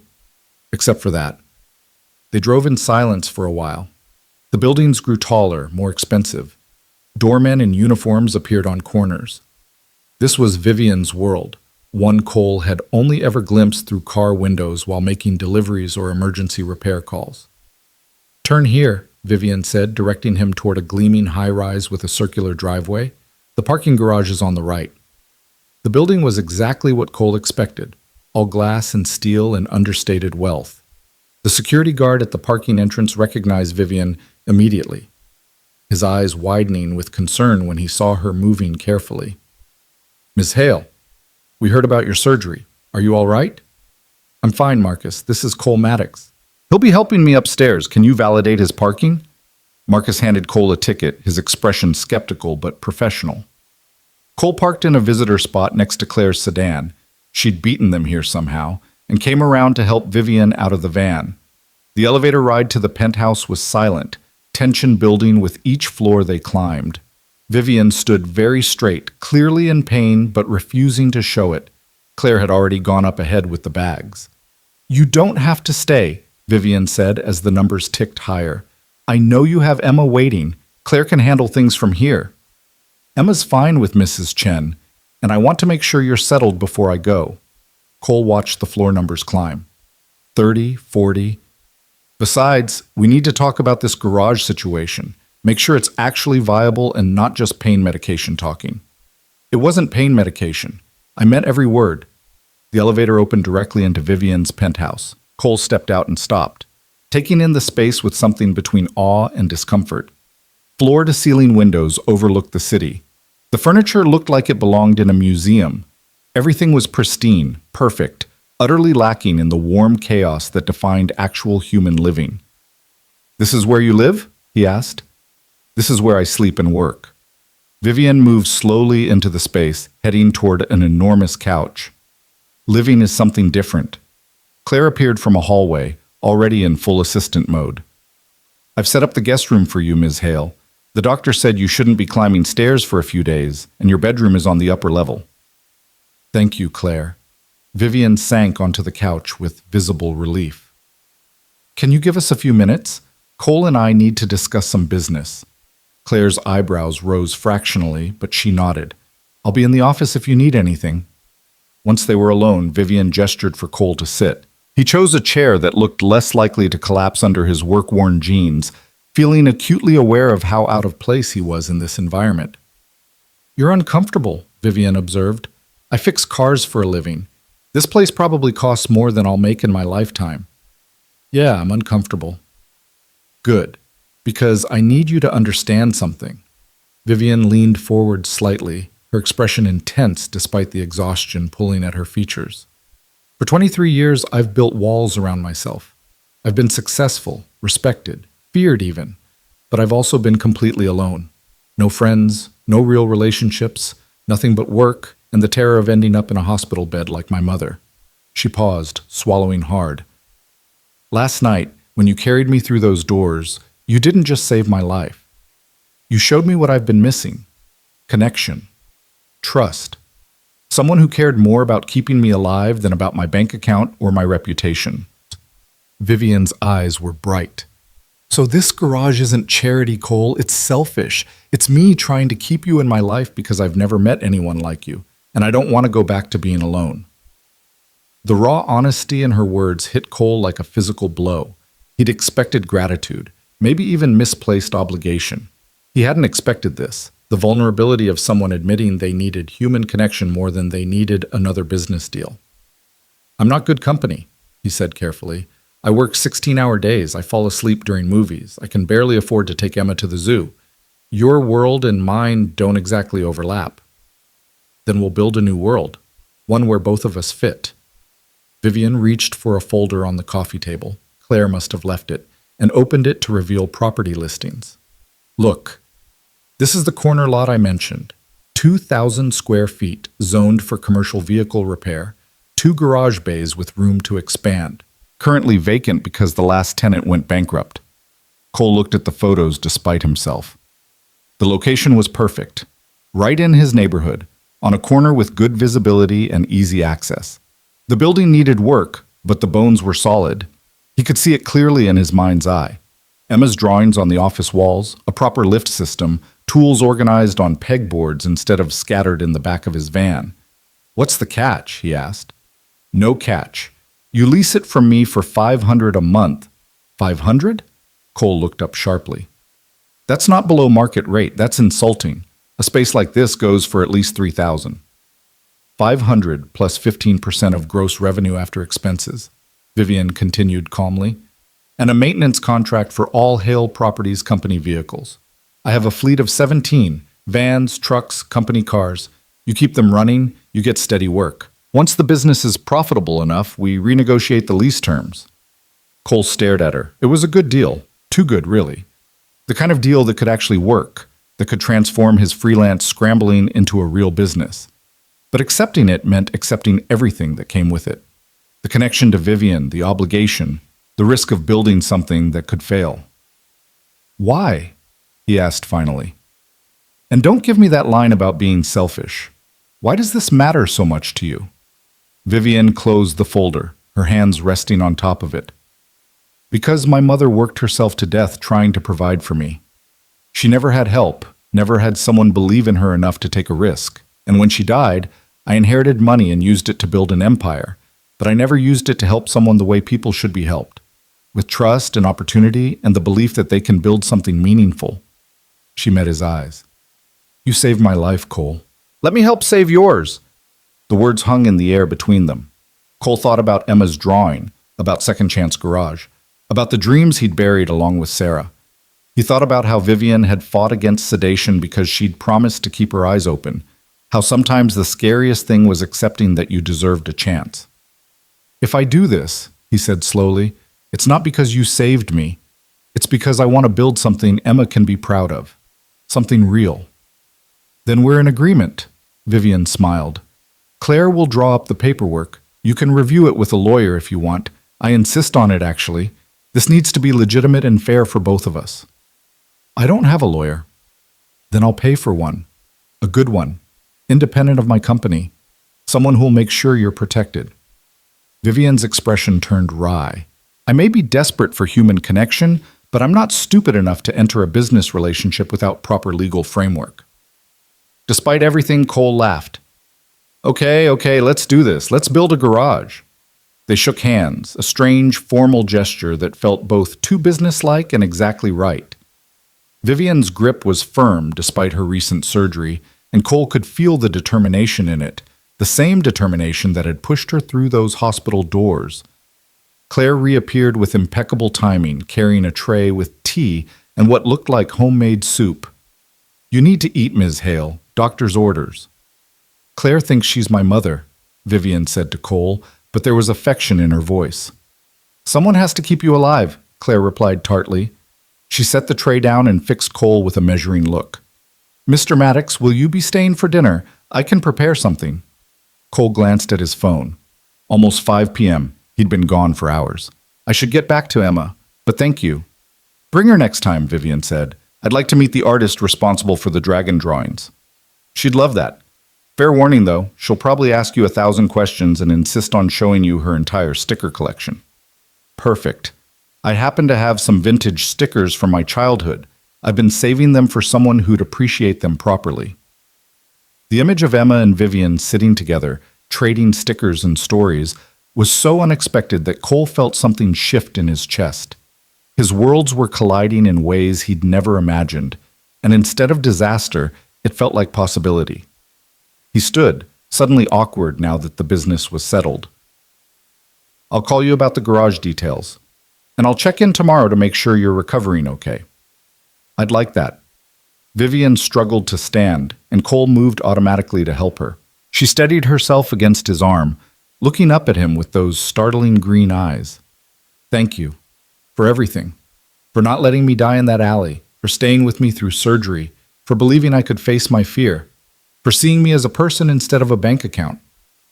You made it easy, Cole said honestly. You're brave and stubborn, and you count all the way to 3 when most people would have given up at 7. Vivian's laugh was soft but genuine. That might be the strangest compliment I've ever received. I'm a mechanic, not a poet. Good.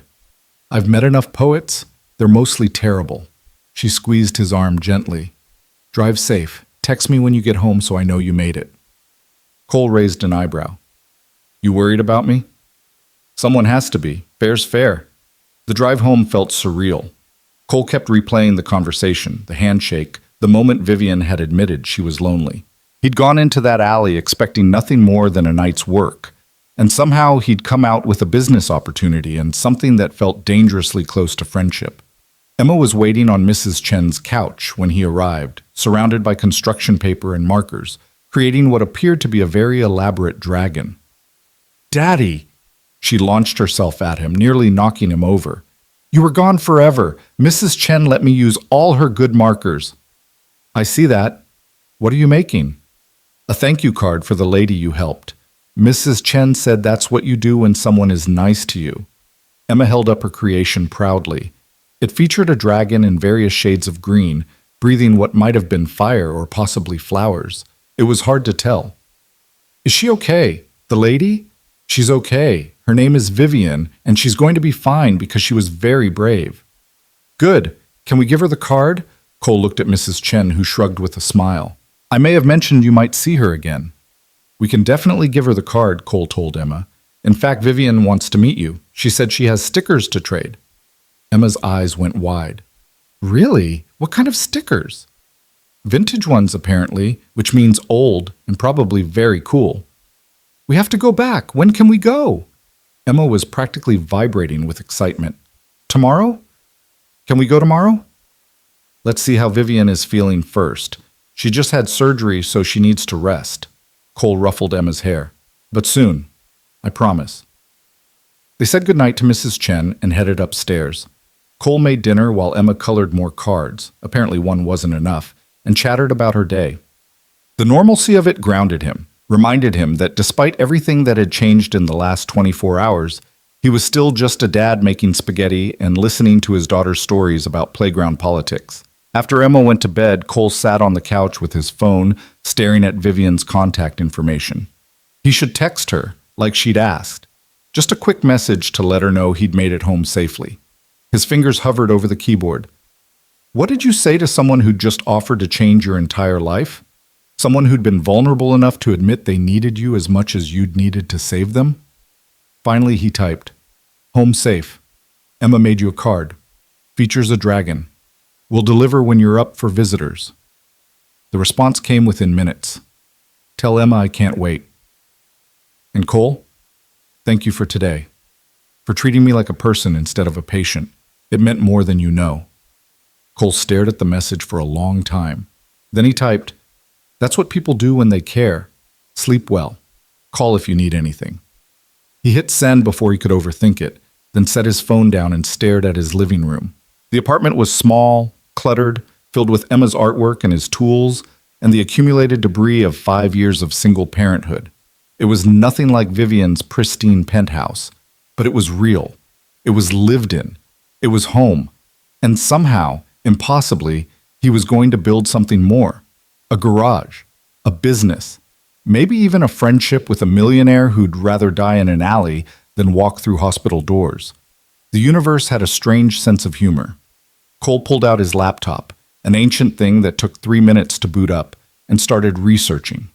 Business licenses, insurance requirements, equipment costs, what it actually took to transform a dream drawn by a 7-year-old into something real. The numbers were daunting. Even with Vivian's generous lease terms, He'd need capital for equipment, for licensing, for 100 things he hadn't considered. But for the first time in 5 years, he felt something stronger than fear. Hope, purpose, the sense that maybe, just maybe, Sarah's death hadn't been the end of everything. Maybe it had been the beginning of learning how to fight for life instead of surrendering to fear. His phone buzzed. Another message from Vivian. Claire just lectured me for texting instead of resting. I told her it's impossible to rest when your entire perspective on life just shifted. She's unmoved. Good night, Cole. I'm glad you exist. Cole smiled despite himself. Glad you exist too. Now listen to Claire and get some sleep. Bossy, learned from the best. He could almost hear her laugh through the screen. Then, fair point, sleep well.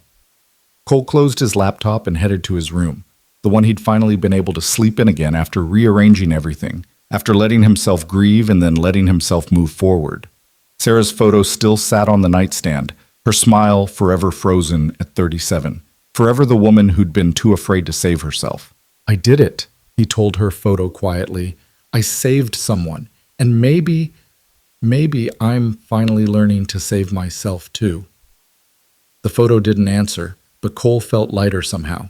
Like a weight he'd been carrying for 5 years had finally shifted to something manageable. He thought about Vivian counting backward to 3, about Emma's dragon breathing fire at monsters, about second chances and what they meant when you were brave enough to take them. Then he turned off the light and let himself sleep, dreamless and deep, with hope as his companion instead of guilt. The next morning brought rain, not the torrential downpour from Friday night, but a steady drizzle that made the city look washed clean. Cole was making coffee when his phone rang. Unknown number, but local area code. This is Cole. Mr. Maddox, this is Dr. Morrison from St. Catherine's. I hope I'm not calling too early. Cole's heart jumped. Is Vivian okay? Did something happen? Ms. Hale is fine. Actually, that's why I'm calling. She's recovering remarkably well, better than I've seen in my 20 years of practice. The human body responds strongly to positive mental state, and whatever you said to her has clearly had an impact. Dr. Morrison paused. But there's something else. Ms. Hale mentioned you lost your wife to a heart attack 5 years ago. A Sarah Maddox? Cole's hand tightened on his phone. Yes. Why? I pulled her records. I hope that's not overstepping, but when Ms. Hale mentioned the circumstances, your wife's fear of hospitals, the delayed treatment, I wanted to understand what happened.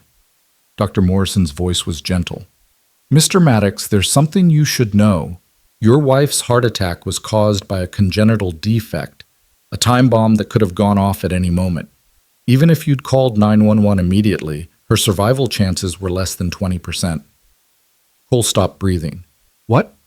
The EMT who told you 15 minutes would have saved her was wrong. He didn't have the full picture. Your wife's condition was catastrophic. The delay in calling for help didn't kill her. The defect did. Dr. Morrison paused, letting that sink in. I'm telling you this because Ms. Hale said you've been carrying that guilt for 5 years, and you shouldn't be. You couldn't have saved her, Cole. No one could have. The phone felt heavy in Cole's hand. 5 years. 5 years of believing he'd let Sarah die, of replaying that night over and over, of wondering if 15 minutes would have made the difference between life and death. And it had all been a lie.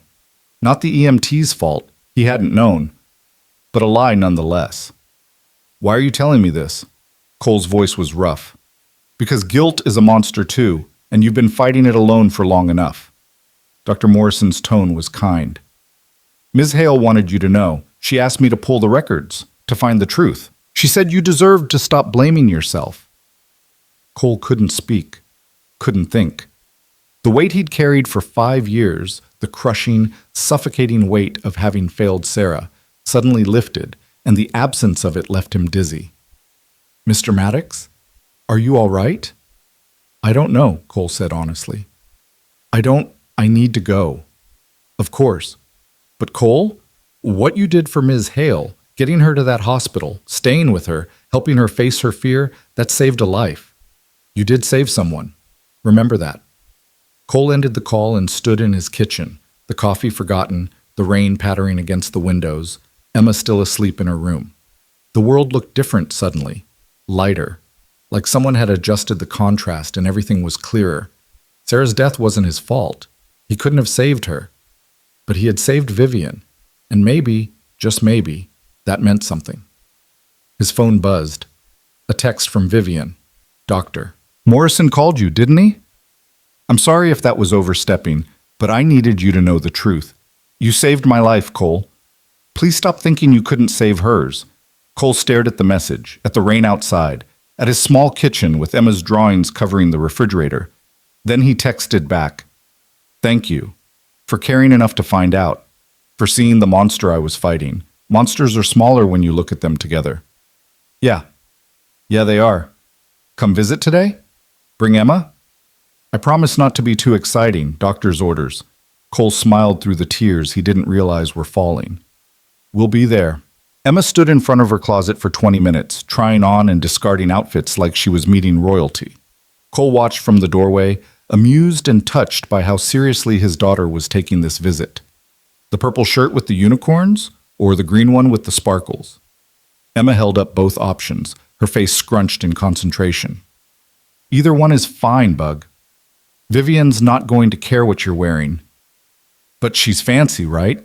Mrs. Chen said she lives in a penthouse. That means she's important. Emma switched the shirts again, studying them with intense focus. I want to make a good impression.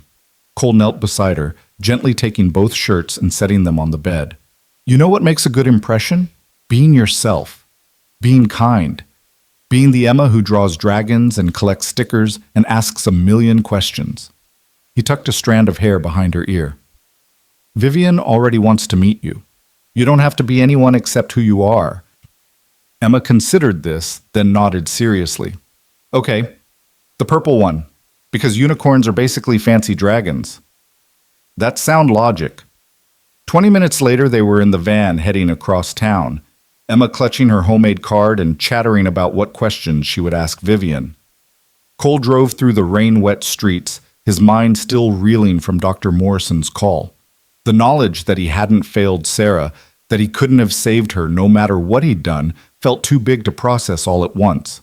It kept hitting him in waves: relief, grief, confusion, something that might have been forgiveness but felt more like exhaustion. Daddy, you're quiet, Emma observed. Are you nervous about seeing Vivian? A little. Are you? Nope.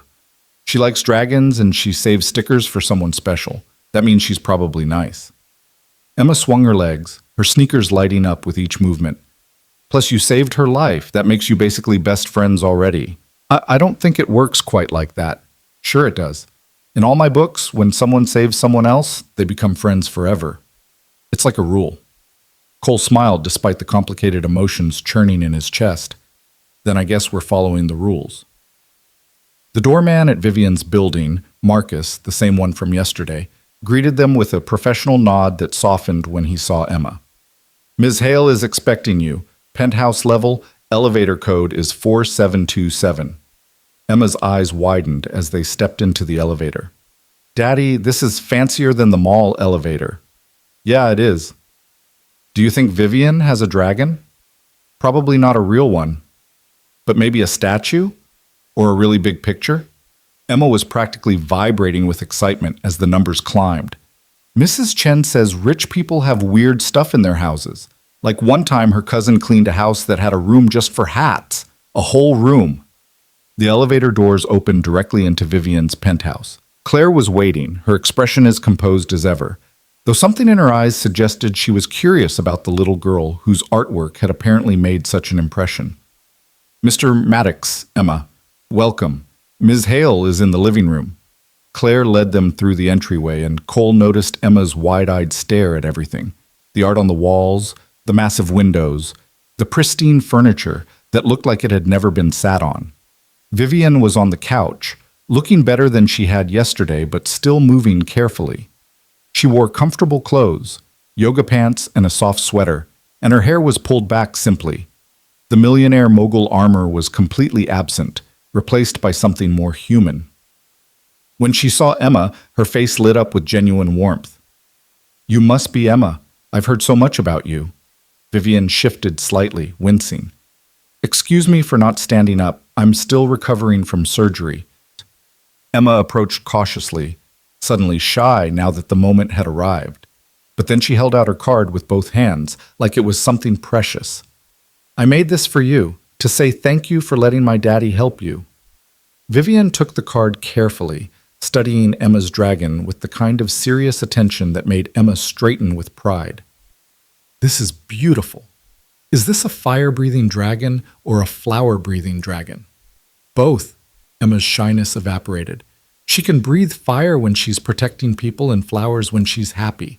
Her name is Sparkle. Sparkle is an excellent name for a dragon. Vivian looked up at Cole, something unreadable passing between them. Your daughter is as talented as you said. She's been working on dragon variations all week. Cole stayed standing, uncertain where he fit in this pristine space. We can't stay long. I know you're supposed to be resting. Nonsense.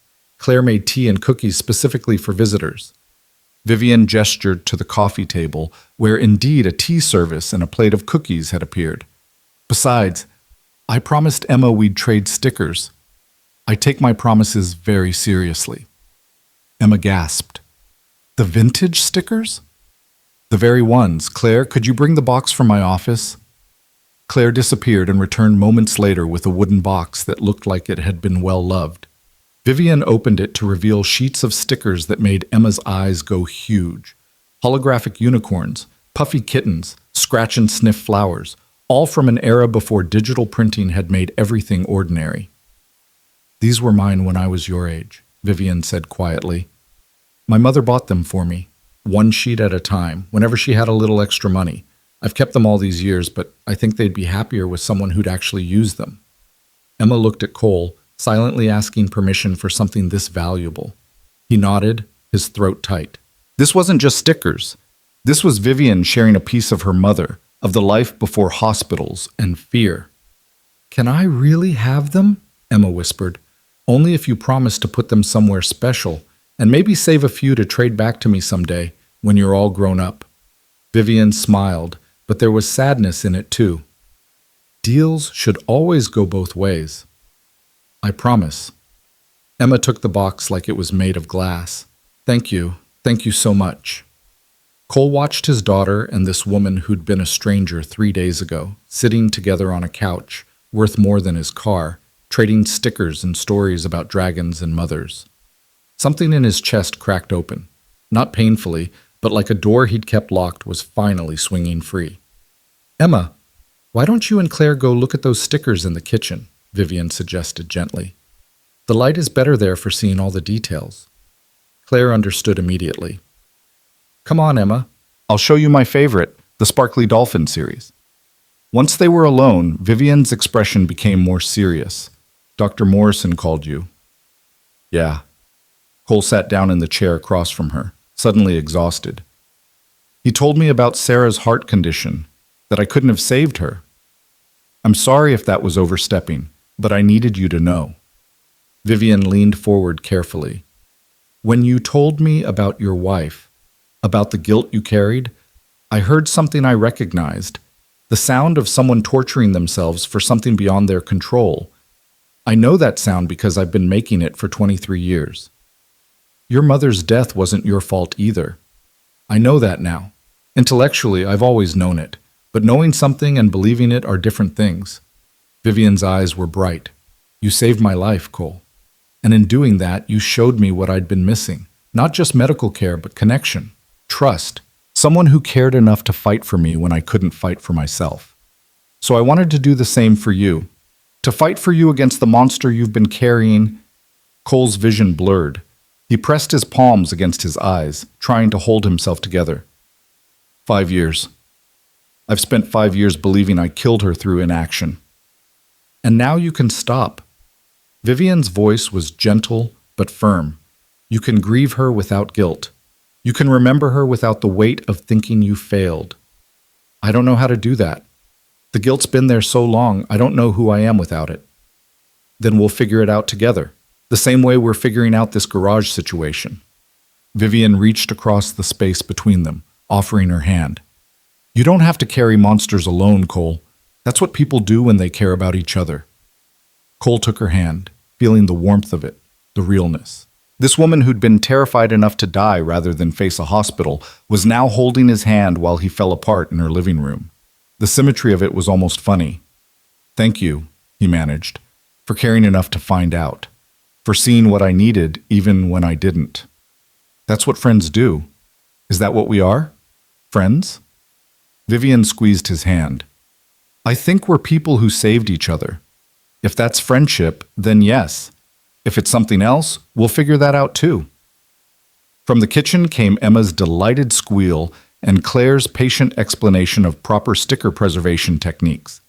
Normal sounds in an abnormal situation, or maybe normal sounds that were finally making sense of abnormal circumstances. Cole pulled himself together, wiping his eyes with his free hand. "Emma's going to want to stay here forever now. You've basically given her treasure." "Good. She can visit whenever she wants. Bring her chaos into this sterile museum I call home." Vivian glanced around her pristine penthouse with something like distaste. "It's too quiet here. Too perfect. Too much like I'm still afraid of living." "You could mess it up a bit. Put some of Emma's drawings on your walls." "I'd like that, actually. This place needs more dragons." They sat in comfortable silence for a moment, hands still linked across the space between couch and chair. Cole thought about how strange life was. How 3 days ago he'd been just another struggling mechanic, and now he was sitting in a penthouse holding hands with a millionaire while while his daughter, and this woman who mattered, bonded over vintage stickers. "Tell me about the garage," Vivian said eventually. "Have you thought about what you'd need?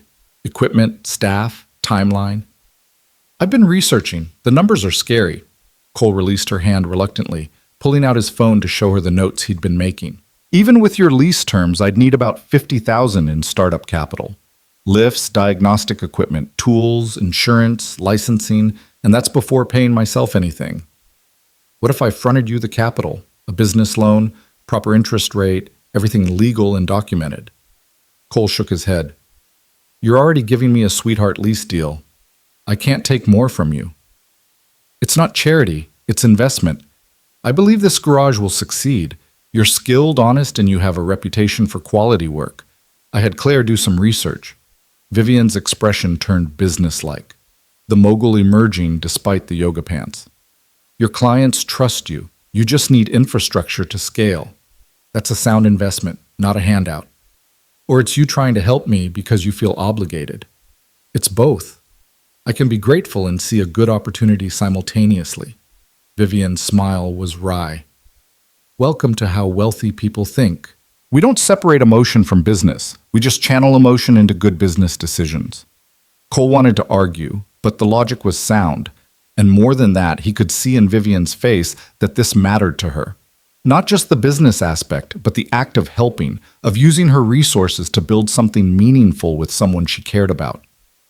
"Okay," he said finally. "A loan. Proper interest, proper documentation, everything above board. And if the business fails, I pay you back even if it takes me the rest of my life." "Deal. Though it won't fail. I have a sense about these things." Vivian pulled out her own phone, typing rapidly.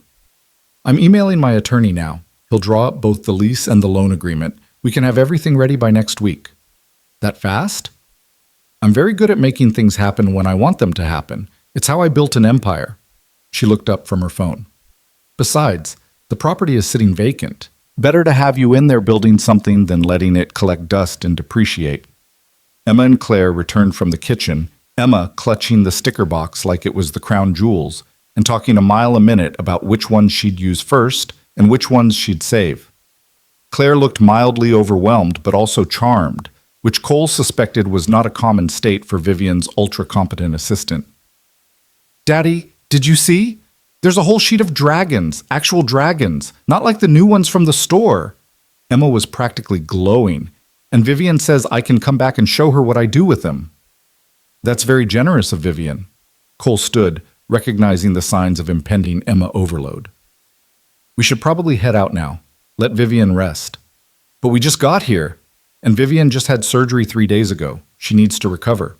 Cole gave his daughter a meaningful look. "We can come back another time." "Promise?" "I promise."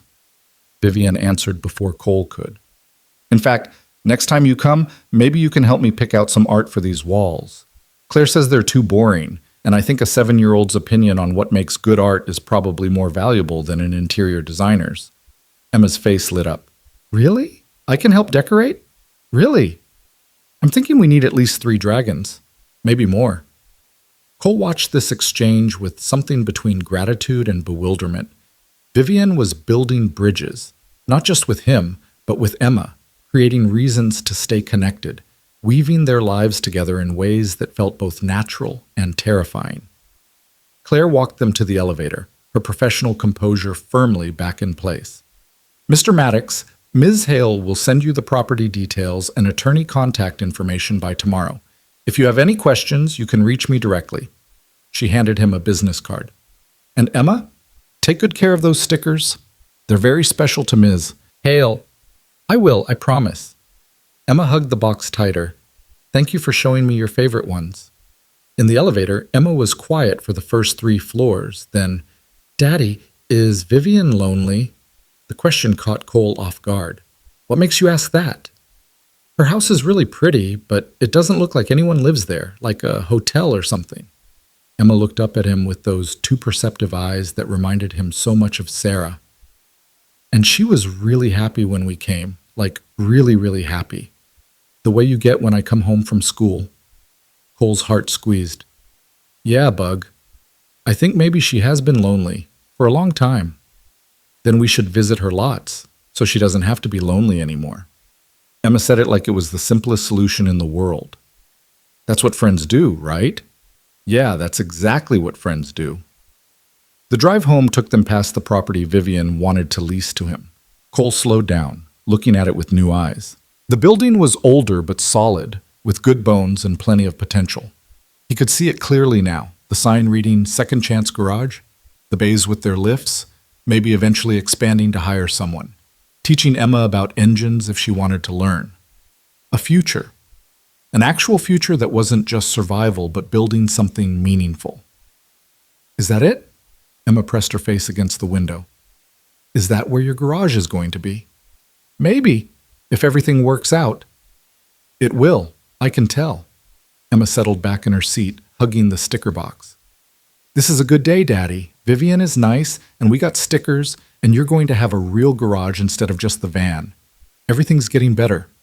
Cole wanted to agree immediately, but years of caution held him back. Things had seemed to be getting better before Sarah died. Hope was dangerous when life had taught you it could be ripped away without warning. But then he thought about Vivian fighting sedation to make it to 3, about Emma drawing dragons that breathed both fire and flowers, about Dr. Morrison's call and the weight that had lifted from his shoulders after 5 years of crushing guilt. Yeah, he said quietly. I think maybe it is. The next week passed in a blur of paperwork and possibilities.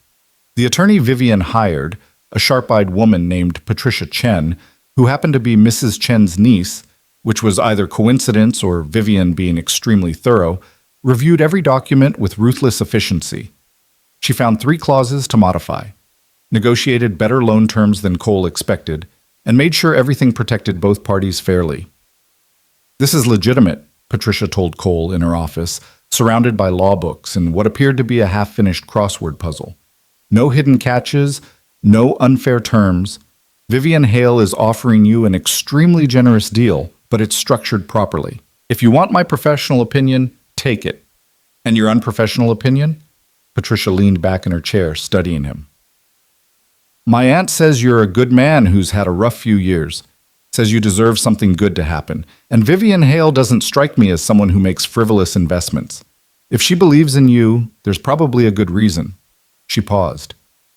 Also, my aunt says your daughter draws the best dragon she's ever seen, and that's apparently relevant somehow. Cole laughed despite himself. Everything comes back to Emma's dragons. As it should. Dragons are important. He signed the papers that Friday afternoon, his hand only shaking slightly as he committed to the biggest risk of his life. Vivian signed remotely, still recovering, still taking it slow despite what her doctors called a miraculous healing rate. Claire delivered the executed documents personally, along with keys to the property and an envelope containing what turned out to be the first month's equipment rental fees that Vivian had prepaid. She said to tell you this isn't charity, Claire explained. It's standard practice for her commercial investments. Getting tenants operational quickly benefits everyone.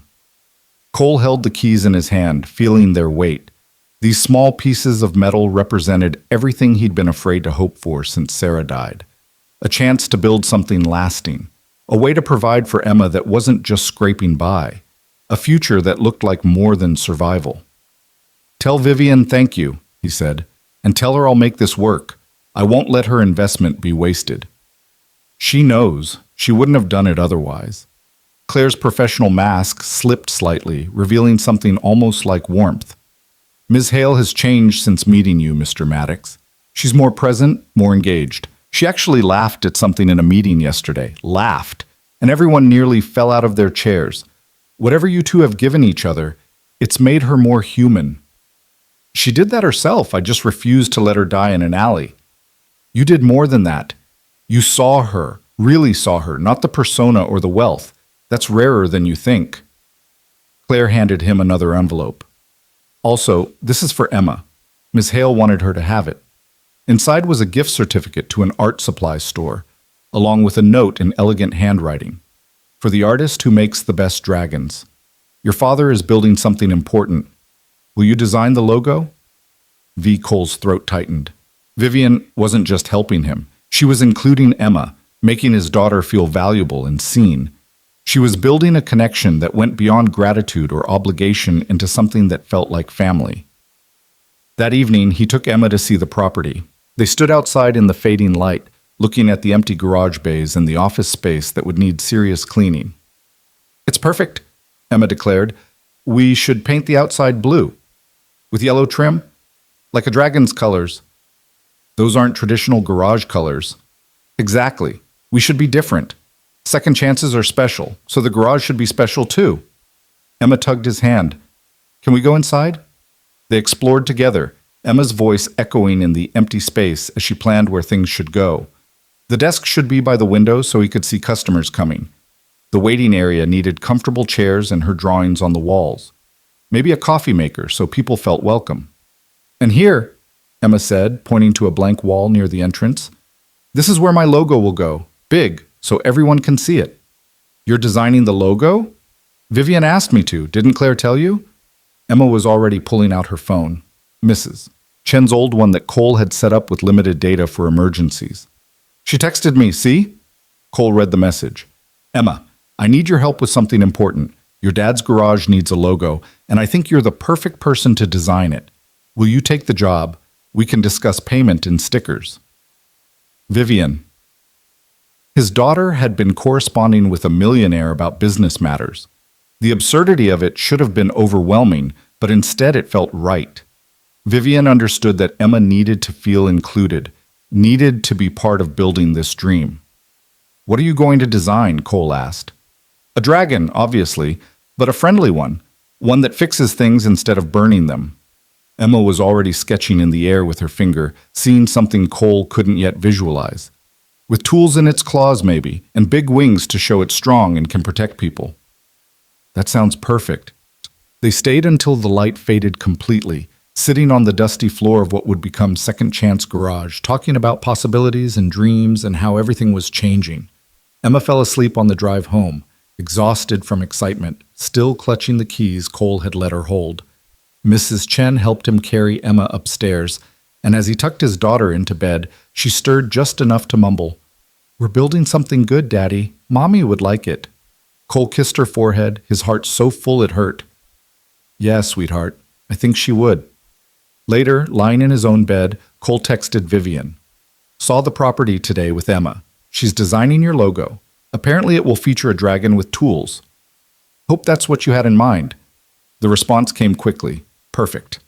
I love dragons, and I love people who build things. How are you doing?" "Truly?" Cole considered the question. How was he? He was terrified of failing, excited about possibilities, grateful beyond words, and still processing Dr. Morrison's revelation about Sarah. He was mourning the 5 years he'd lost to guilt, while simultaneously feeling hopeful about the future for the first time since she'd died. Scared, hopeful, grateful. All of it at once, he typed. How about you? How's recovery? Slow but steady. Claire keeps threatening to sedate me if I don't rest properly. I've discovered I'm terrible at being still. That's because you spent 23 years running. Stillness probably feels like going backward. A longer pause this time, then, you see too much.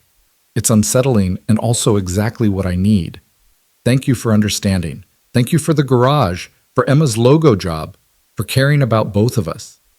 Easy to care about people who matter, and you both matter, Cole, more than you probably realize. Cole stared at that message for a long time.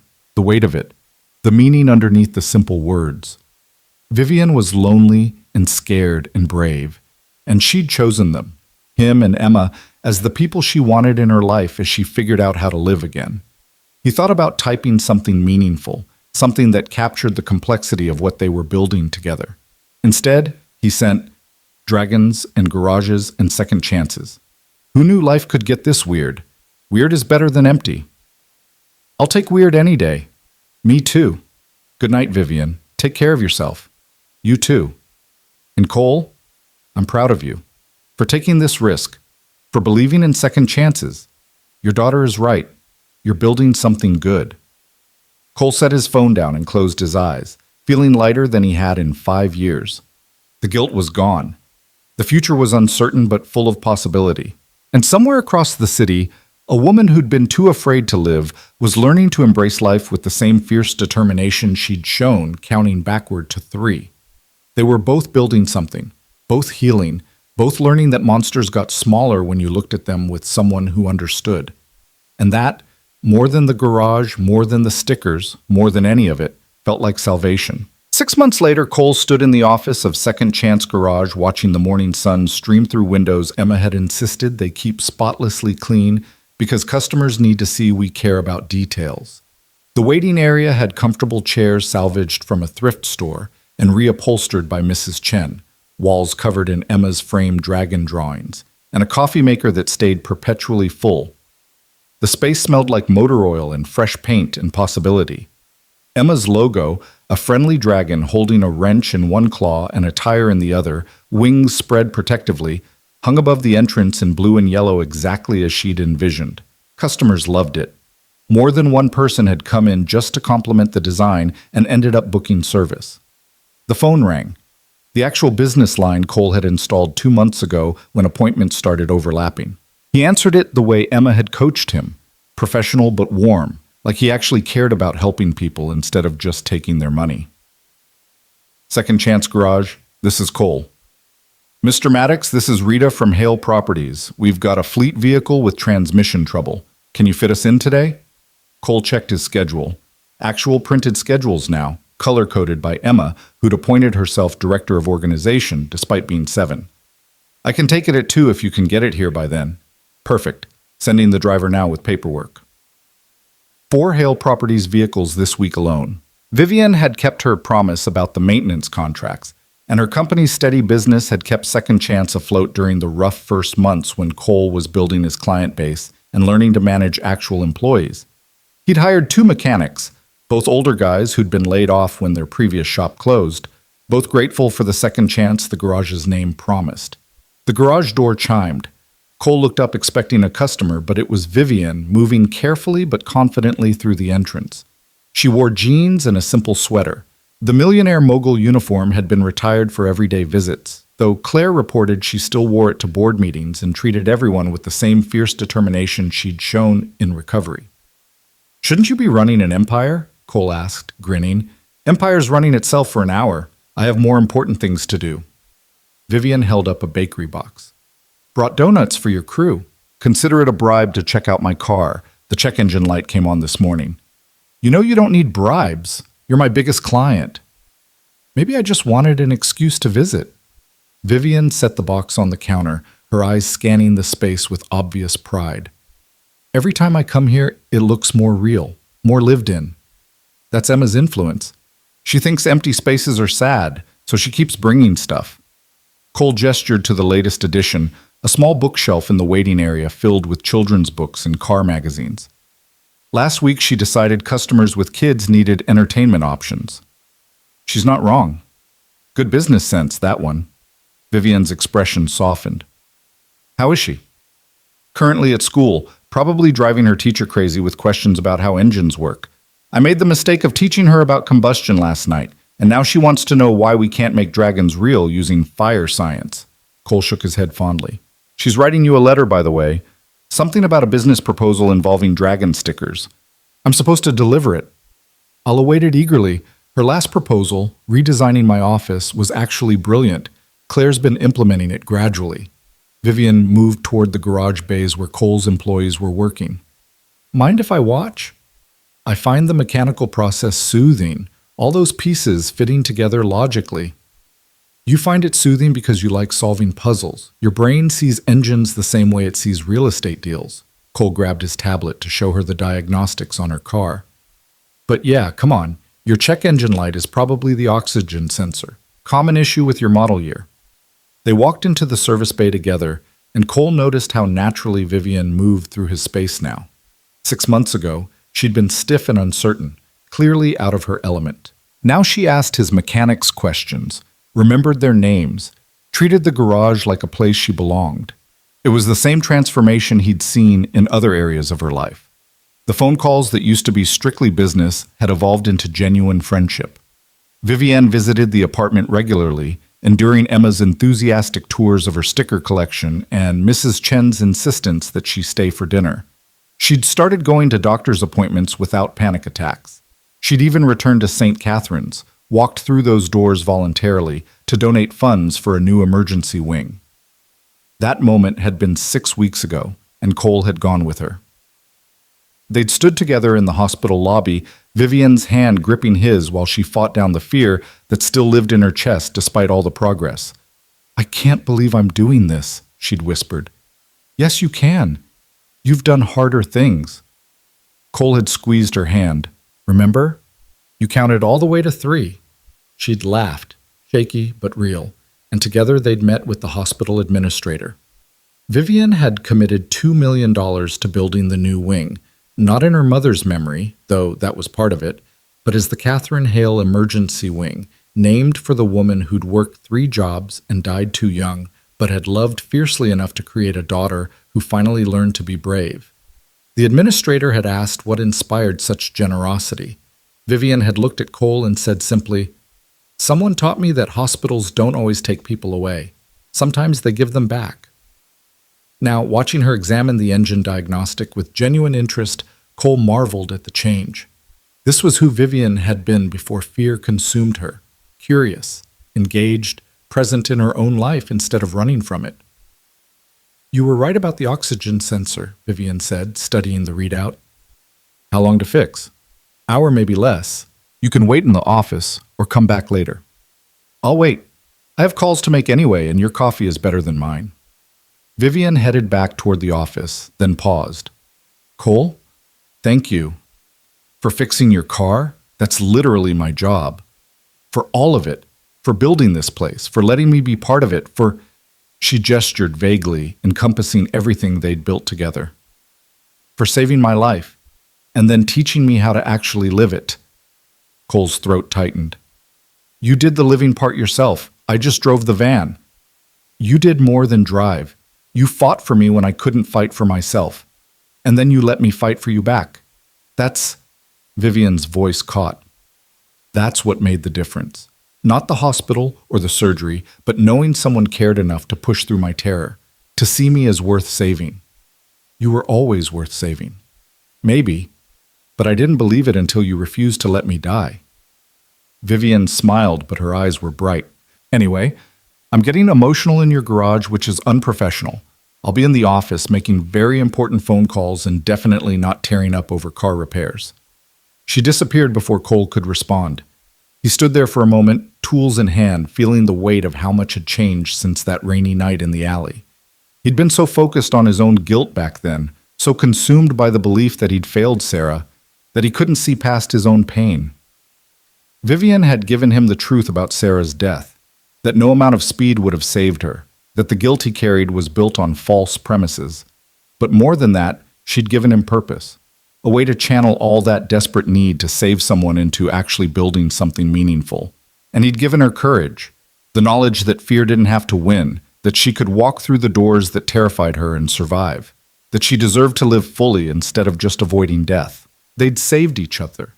That was the simple truth of it. Cole's phone buzzed with a text from Emma's school.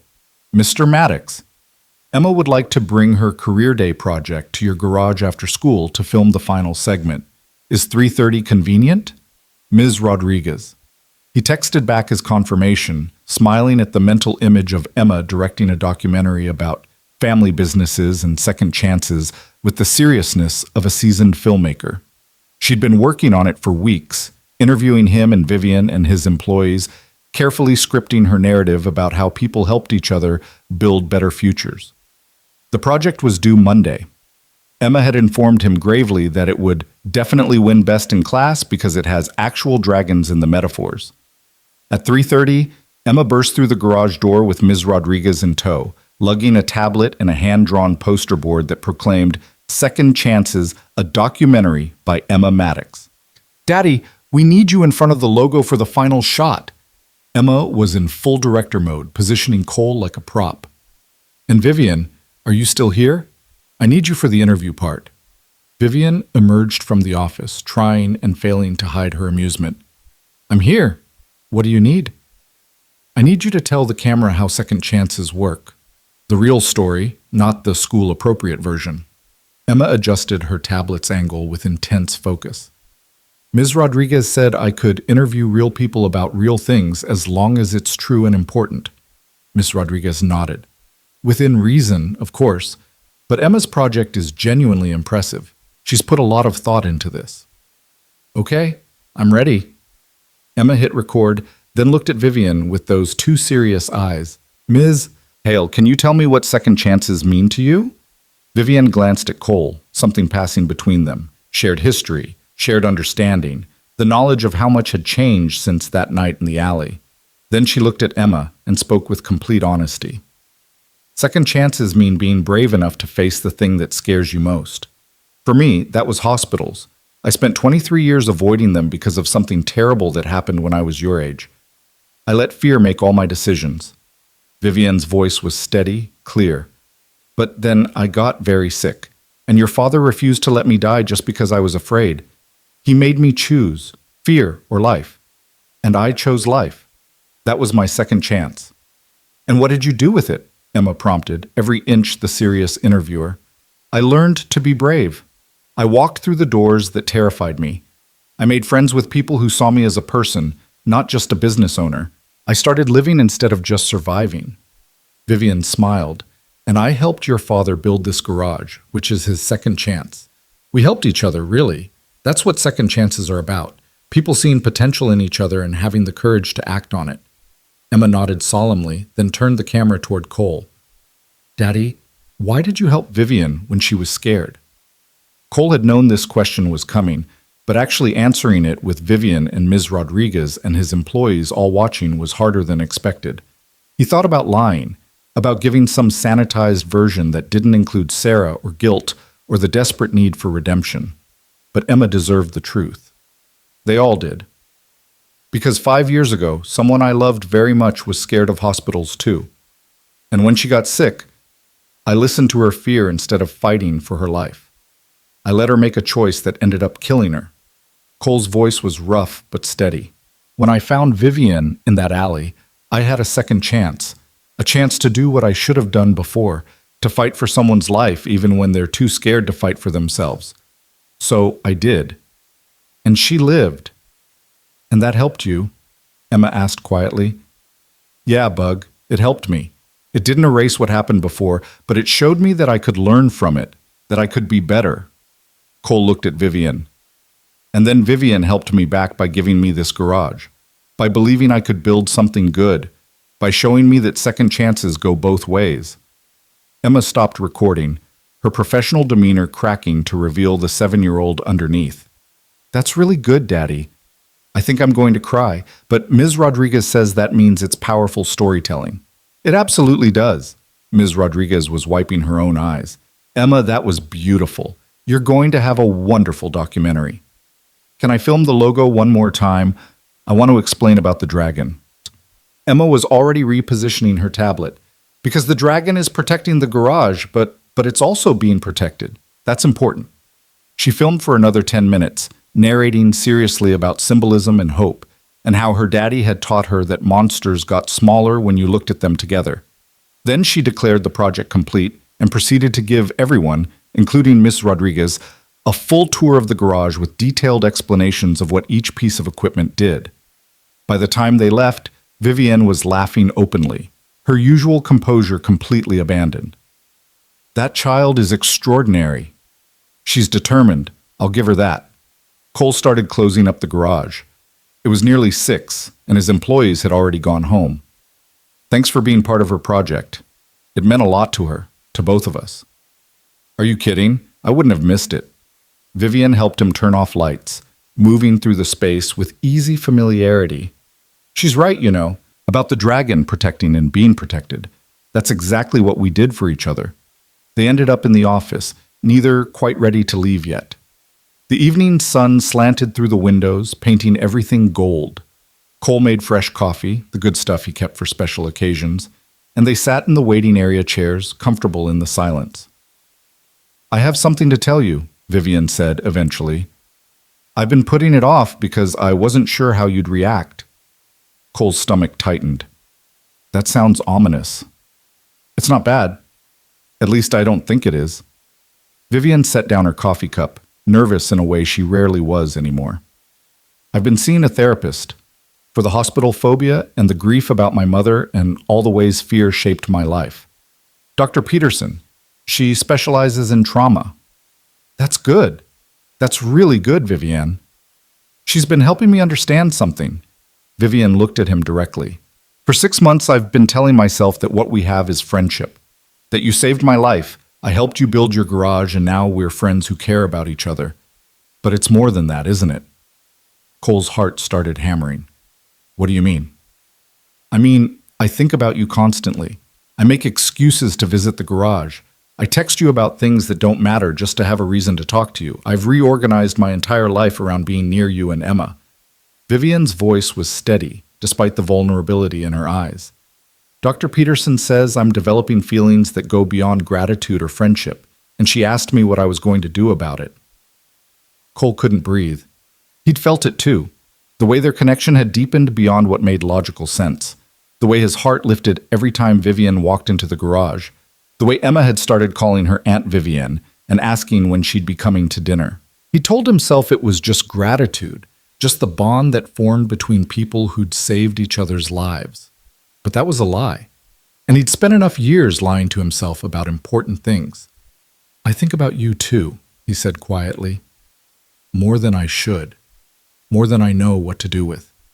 He paused, gathering courage. After Sarah died, I told myself I'd never risk that kind of connection again, that loving someone and losing them hurt too much. But you, his voice caught, you make me want to risk it anyway. I'm terrified, Vivienne admitted. I spent 23 years building walls, and you walked through all of them like they were made of paper. You see me, really see me. And that's the scariest thing I've ever experienced, scarier than any hospital. We don't have to do anything about it. We can just stay as we are. Friends who saved each other. Cole was saying the words, but he didn't mean them. He wanted more. He'd wanted more for months, he realized, but had been too afraid to acknowledge it. Except I don't want to stay as we are. Vivienne leaned forward, her expression intense. I want to see where this goes. I want to risk being hurt because the alternative, spending the rest of my life wondering what if, is worse. You taught me that, Cole. You taught me that fear shouldn't make our decisions. Emma, Cole said suddenly, whatever this is, it affects her too. She's already attached to you. If this doesn't work, if we try and it falls apart, then we handle it like adults. We stay in each other's lives because we matter to each other, because the garage and the friendship are real regardless of anything else. Vivienne reached across the space between them, taking his hand. But Cole, we can't make decisions based on fear of failure. That's just another kind of running. She was right. She was absolutely right, and Cole knew it. He'd spent 5 years paralyzed by guilt and fear, and the only thing that had saved him was the night he'd refused to let fear win, the night he'd fought for Vivian's life and in doing so started fighting for his own. "Okay," he said, "let's see where this goes." Vivian's smile was brilliant, transforming her entire face. "Yeah? Yeah, but slow. For Emma's sake, we take it slow and make sure this is real and sustainable before we change anything major." "Agreed. Slow and careful and honest." Vivian squeezed his hand. "I can do that. I'm very good at strategic planning." Cole laughed despite the nervous energy coursing through him. "This isn't a business deal." "No, but it's an investment in both our futures, and I take my investments very seriously." Vivian's expression softened. "Besides, we've already done the hard part. We've already seen each other at our worst and decided we were worth saving. Everything else is just details." They sat there as the sun set completely, hands linked, talking about what slow meant and how to navigate this shift in their relationship. It felt both monumental and completely natural, like they'd been moving toward this moment since the night in the alley and were only just now acknowledging what had always been inevitable. Eventually, Vivian's phone buzzed with texts from Claire asking where she was and whether she needed dinner sent over, the real world intruding on their bubble. "I should go," Vivian said reluctantly. "But Cole, can we have dinner tomorrow? The three of us, you, me, and Emma. Nothing fancy, just pizza and whatever movie Emma picks. A normal evening." "She'll pick something with dragons." "Obviously. I wouldn't expect anything less." Cole walked Vivian to her car. She'd started driving herself places again, another small victory over fear, and watched her pull away into the evening traffic. Then he locked up this garage and headed home, his mind spinning with everything that had just shifted. Mrs. Chen was waiting with Emma when he got there, and one look at his face told her something had changed. "Good news or complicated news?" she asked quietly while Emma was in the bathroom. "Both, maybe. I don't know yet." Cole sank onto the couch. "Vivian and I are going to try something. We're not sure what yet, but something more than friendship." Mrs. Chen's smile was knowing. "About time. You two have been dancing around each other for months. Even Emma noticed." "Emma noticed?" "She asked me last week if you were going to marry Vivian. I told her that was a question for you, not me." Mrs. Chen patted his shoulder. "Be happy, Cole. You deserve it. And that woman is good for you, good for both of you." Emma emerged from the bathroom, immediately zeroing in on Cole's expression with unnerving accuracy. "Something happened." "What happened?" "Vivian's coming over for dinner tomorrow. Pizza and a movie night." "Is this a special dinner, like a date?" Emma's eyes went wide. "Are you dating Vivian?" Cole should have expected this. Emma was too perceptive to miss the significance. "We're figuring it out. Slowly. Would that be okay with you?" Emma considered this with her characteristic seriousness, then nodded firmly. "Vivian is nice and she likes dragons, and she helped you build the garage. Plus she needs people to be with, so she's not lonely. I think it's good." She paused. "But Daddy, does this mean I can call her Aunt Vivian officially? I've been doing it in my head, but I wasn't sure if that was allowed." Cole's heart squeezed. "You can call her whatever she's comfortable with. We'll ask her tomorrow." "Okay, I'm going to make her a special card for tomorrow, one that says thank you for being part of our family." Emma was already heading toward her room, planning. "This is a very important card, so I need to use my best markers." After she disappeared, Mrs. Chen chuckled softly. "That child has everything figured out. You could learn from her." "I'm trying to." The next evening, Vivian arrived at 6 with flowers. Practical grocery store flowers, not the expensive arrangements she probably usually bought, and an expression that suggested she was as nervous as Cole felt. Emma answered the door and immediately started her interrogation. "Vivian, can I call you Aunt Vivian? Daddy said I had to ask permission." Vivian blinked, clearly not expecting this opening. Then her expression softened into something that looked suspiciously like tears. "I would be honored if you called me that." "Good. I made you a card about being family. It's on the table." Emma grabbed Vivian's hand, tugging her inside. Also, we're watching How to Train Your Dragon because it's the best movie about second chances and also dragons, obviously. Cole watched Vivian being dragged into his small, cluttered apartment, so different from her pristine penthouse, and saw not one moment of discomfort. She settled onto the couch like she belonged there, read Emma's card with genuine emotion, and declared it the best card I've ever received, better than any business contract. They ordered pizza with extra cheese and pepperoni, Emma's favorite. They watched the movie with Emma providing running commentary about dragon behavior and drawing parallels to real-life courage. And when Emma fell asleep halfway through, curled against Vivian's side like she'd done it 100 times before, Cole felt something in his chest unlock completely. This was right. This was what he'd been too afraid to hope for. Not just survival, but actual happiness. Connection. Love, maybe, though it was too soon to use that word. But the foundation of it, the potential, was there.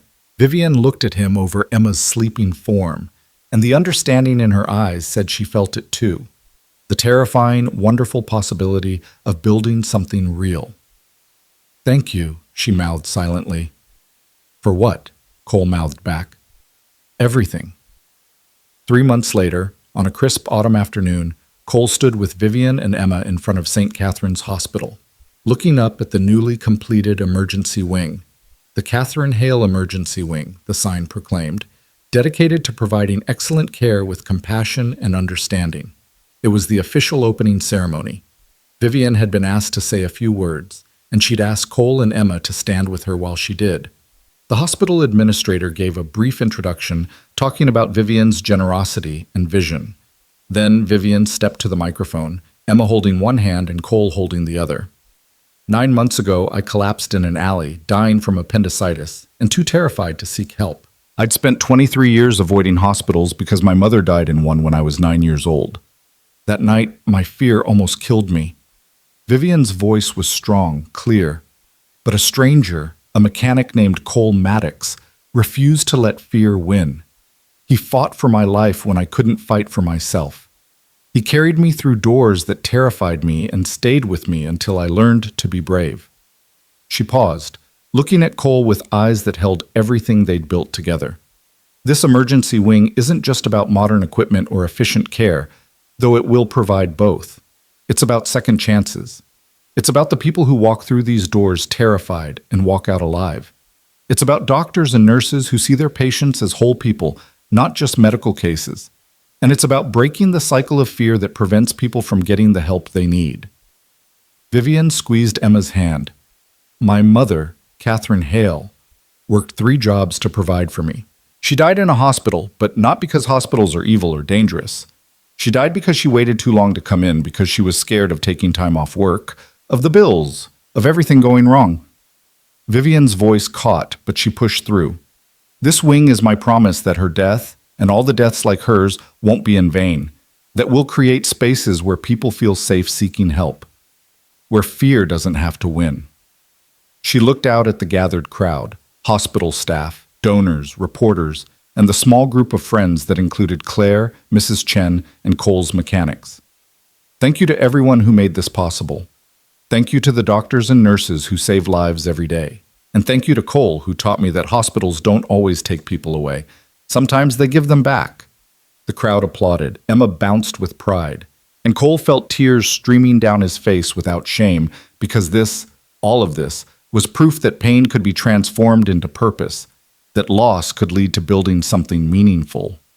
After the ceremony, after the tours and the photos and the handshakes, the 3 of them walked back to Cole's van. Emma was chattering about how maybe she'd be a doctor when she grew up, or maybe a dragon veterinarian. She wasn't sure yet, but both seemed important. "Daddy, did you cry?" Emma asked with characteristic bluntness. "Yeah, Bug, I did." "Because you were sad or because you were happy?" "Both." Cole lifted Emma into her car seat.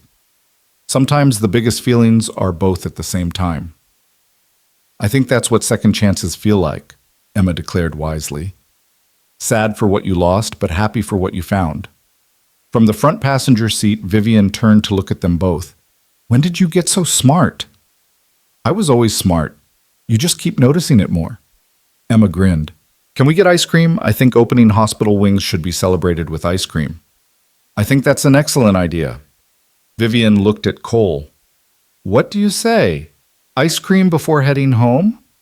Cole started the van, the same battered vehicle that had carried Vivian through rain and terror 9 months ago, now decorated with even more of Emma's artwork and bearing a small second chance garage magnet on the door. Ice cream sounds perfect. They drove through the city, the three of them together, talking and laughing and planning what flavor combinations Emma would try. The sun was setting, painting everything gold, and Cole thought about how much had changed since that rainy Friday night in the alley. He'd saved Vivian's life. She'd saved his right back by giving him purpose and hope and showing him that guilt didn't have to be permanent. Emma had saved them both by reminding them what mattered: dragons and stickers and people who cared about each other. They'd all gotten second chances, and they'd used them to build something none of them could have built alone. At the ice cream shop, Emma insisted on getting dragon's breath, some combination of mango and raspberry that came with dry ice for effect. Vivian got vanilla with chocolate chips, admitting she was boring but content. Cole got coffee because he was predictable that way. They sat at a small table outside, watching people walk past in the early evening light. Emma was explaining her latest dragon drawing. This one featured a dragon teaching a smaller dragon how to breathe fire, which she said was about mentorship and passing on knowledge. She's going to be a philosopher, Vivian said quietly to Cole, or a CEO. She's got your strategic thinking. God help us all if she combines both. Vivian's smile was soft, genuine. Cole, can I ask you something? Always. Are you happy? Truly happy? Because I am, and I need to know this is real for both of us. Cole looked at Emma, carefully constructing an ice cream sculpture with intense focus. He looked at Vivian, this woman who'd fought her way through her worst nightmare and come out braver and more alive. He thought about his garage full of employees and customers, about the business that was actually succeeding, about the life he was building instead of just surviving. Yeah, he said honestly, I'm happy. Maybe for the first time since Sarah died, I'm actually genuinely happy. Good. Vivian took his hand across the table. Because I love you. I know it's only been 9 months and maybe that's too fast, but I'm done letting fear make my decisions. So I'm telling you now. I love you and I love Emma, and I love the life we're building together. Cole's heart stopped, then started again, beating harder. He should be terrified. This was too fast, too much, too risky. But he'd learned something from Vivian, from that night in the alley when she'd counted backward to 3. Fear was a liar. And sometimes the scariest thing was exactly what you needed. I love you too, he said, his voice rough with emotion. I've probably loved you since you decided to trust me enough to get in my van. I was just too afraid to admit it. Are we being sappy? Emma asked, looking up from her ice cream sculpture. Because you're both making weird faces. Very sappy, Vivian confirmed, laughing through happy tears. Is that okay with you? Emma considered this with the seriousness she brought to all important matters. Then she nodded firmly. It's okay. Actually, it's really good, because you make Daddy happy, and Daddy makes you not lonely, and I get to have an Aunt Vivian who understands dragons. Everybody wins. Everybody wins, Cole echoed, squeezing Vivian's hand. They stayed until Emma's ice cream was gone and the sun had fully set, talking about small things and big things and everything in between. Then they drove back to the apartment. Vivian's car was still at the hospital, but Cole would take her to get it later. And Cole realized this was his life now. Not perfect, not without complications, but real and messy and full of people who mattered. As they pulled up to the apartment building, Emma unbuckled herself and leaned forward between the front seats. Daddy, did we finish looking at the monster today? Cole thought about the hospital, about the ceremony, about standing beside Vivian while she honored her mother and broke free from 23 years of fear. Yeah, Bug, I think we did. Is it smaller now? Much smaller. Good.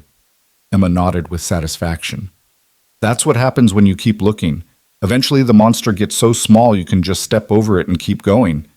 From the passenger seat, Vivian laughed softly. Your daughter is going to rule the world someday. Probably, Cole agreed. I'm just trying to keep up. They climbed out of the van and headed upstairs together, Cole, Emma, and Vivian, carrying the remnants of ice cream and happiness and the knowledge that they'd all survived their monsters, that they'd looked at the scary things together and come out the other side stronger. Mrs. Chen was waiting on the landing, and she took one look at their faces and smiled knowingly. Good day? The best, Vivian said, and meant it. Later that night, after Emma was asleep and Vivian had finally left to get her car and head home, Cole sat alone in his living room and thought about everything that had changed since that Friday night in the rain. He'd been a man drowning in guilt, convinced he'd failed the person who mattered most. Now he was a man building a life worth living, surrounded by people who'd chosen to save each other. He pulled out his phone and texted Vivian, "Thank you for today. For the ceremony, for the ice cream, for telling me you loved me. For all of it." Her response came quickly. "Thank you for saving my life. And then for teaching me how to live it properly. I meant what I said, Cole. I love you. All of you. The broken parts and the healing parts and the parts that are still figuring it out. I love you too. Drive safe. Text me when you get home. Already home. But I'll text anyway because you worry. That's one of the things I love about you. You care so much it physically hurts you. Never change that." Cole smiled, setting his phone aside. He looked around his small apartment, Emma's drawings everywhere. The couch that was worn but comfortable. The life he'd built from the ashes of loss and guilt. It wasn't much by Vivian's standards, but it was real. It was his. It was theirs now. He thought about Sarah, about the conversation he'd never had with her, but had in his head now. She would have liked Vivian, he decided. She would have appreciated someone who fought their way back to life with such fierce determination. She would have wanted him to be happy. And he was. Finally, impossibly, he was. The next morning brought autumn sunshine and Emma's excited announcement that she dreamed about the dragon who built hospitals. By noon, she'd drawn 3 versions of this dragon and declared they should all be sent to Vivian for inspiration purposes. Cole photographed them and sent them along with a message. Your biggest fan has created medical dragons. Thought you should know. Vivian's response included a photo of her office, Emma's original dragon logo drawing now framed and hanging prominently on the wall. Tell her I'm honored, and that I'm taking her to lunch next week to discuss her future career in hospital design. This is clearly her calling. She's 7, and already brilliant. I'm investing early. Cole laughed, shaking his head. This was his life now, texts with his girlfriend about their daughter's imaginary career in architectural medicine. Dragons everywhere, love and second chances, and the constant small miracle of being happy. 6 months later, on a spring evening when the air smelled like rain but the skies stayed clear, Cole asked Vivian to marry him. He did it in the garage because that's where everything had started to change, with Emma watching from the office and the logo dragon spread wings above them. This is probably not romantic, he said, holding a ring he'd spent 3 months saving for. And this place smells like motor oil. But this is where I learned to build something instead of just surviving. This is where we became family. So this is where I want to ask. Vivian was crying and laughing at the same time. Are you asking? Will you marry me? Will you take on this mechanic and his daughter and our dragons and all the messy, complicated, beautiful things that come with second chances? Yes, absolutely yes. Vivian kissed him, while Emma cheered from the office window, and the garage dragons witnessed the moment that made everything official. They married 4 months later in a small ceremony that included Emma as the flower girl, Mrs. Chen as Cole's best woman, Claire as Vivian's maid of honor, and an officiant who agreed to include a reading from Emma's favorite dragon book. The ceremony was held at the garage because, as Emma explained to anyone who asked, that's where they became family, so that's where they should promise to stay family forever. Dr. Morrison attended. He and Vivian had stayed in touch, bonding over their shared mission to make hospitals less terrifying. He told Cole privately that he'd never seen a recovery like Vivian's, that love really did heal people in ways medicine couldn't. The reception was held in the parking lot, strung with lights and filled with people from both their worlds, mechanics and business executives, neighbors and clients, everyone who'd been part of building this second chance. And when Cole danced with Vivian under those lights, with Emma between them because she insisted on being included, He thought about the night in the alley, how he'd heard Vivian say, "I can't go," and recognized the words that had haunted him for 5 years, how he'd refused to let fear win twice. "What are you thinking about?" Vivian asked, reading his expression. "About how you saved me back. We saved each other. That's what makes it work." Emma tugged on both their hands. "Are we happy now? Is this the happy ending?" Cole and Vivian exchanged looks, then Vivian knelt to Emma's level. "This isn't the ending, sweetheart. This is the beginning. The part where we actually live instead of just surviving. The part where the dragon and the mechanic and the little girl build something amazing together." "Good," Emma declared, "because I have a lot more dragons to draw, and I need you both to help me name them." They danced until the stars came out, surrounded by people who mattered, building a future that looked nothing like the past and everything like hope. And somewhere in the night sky, perhaps Sarah looked down and smiled, knowing that Cole had finally learned the lesson she'd been trying to teach him all along. That love was worth the risk, that second chances were real, that monsters got smaller when you looked at them with people who understood, and that sometimes the scariest moment of your life could lead to the most beautiful beginning you'd never dared to imagine.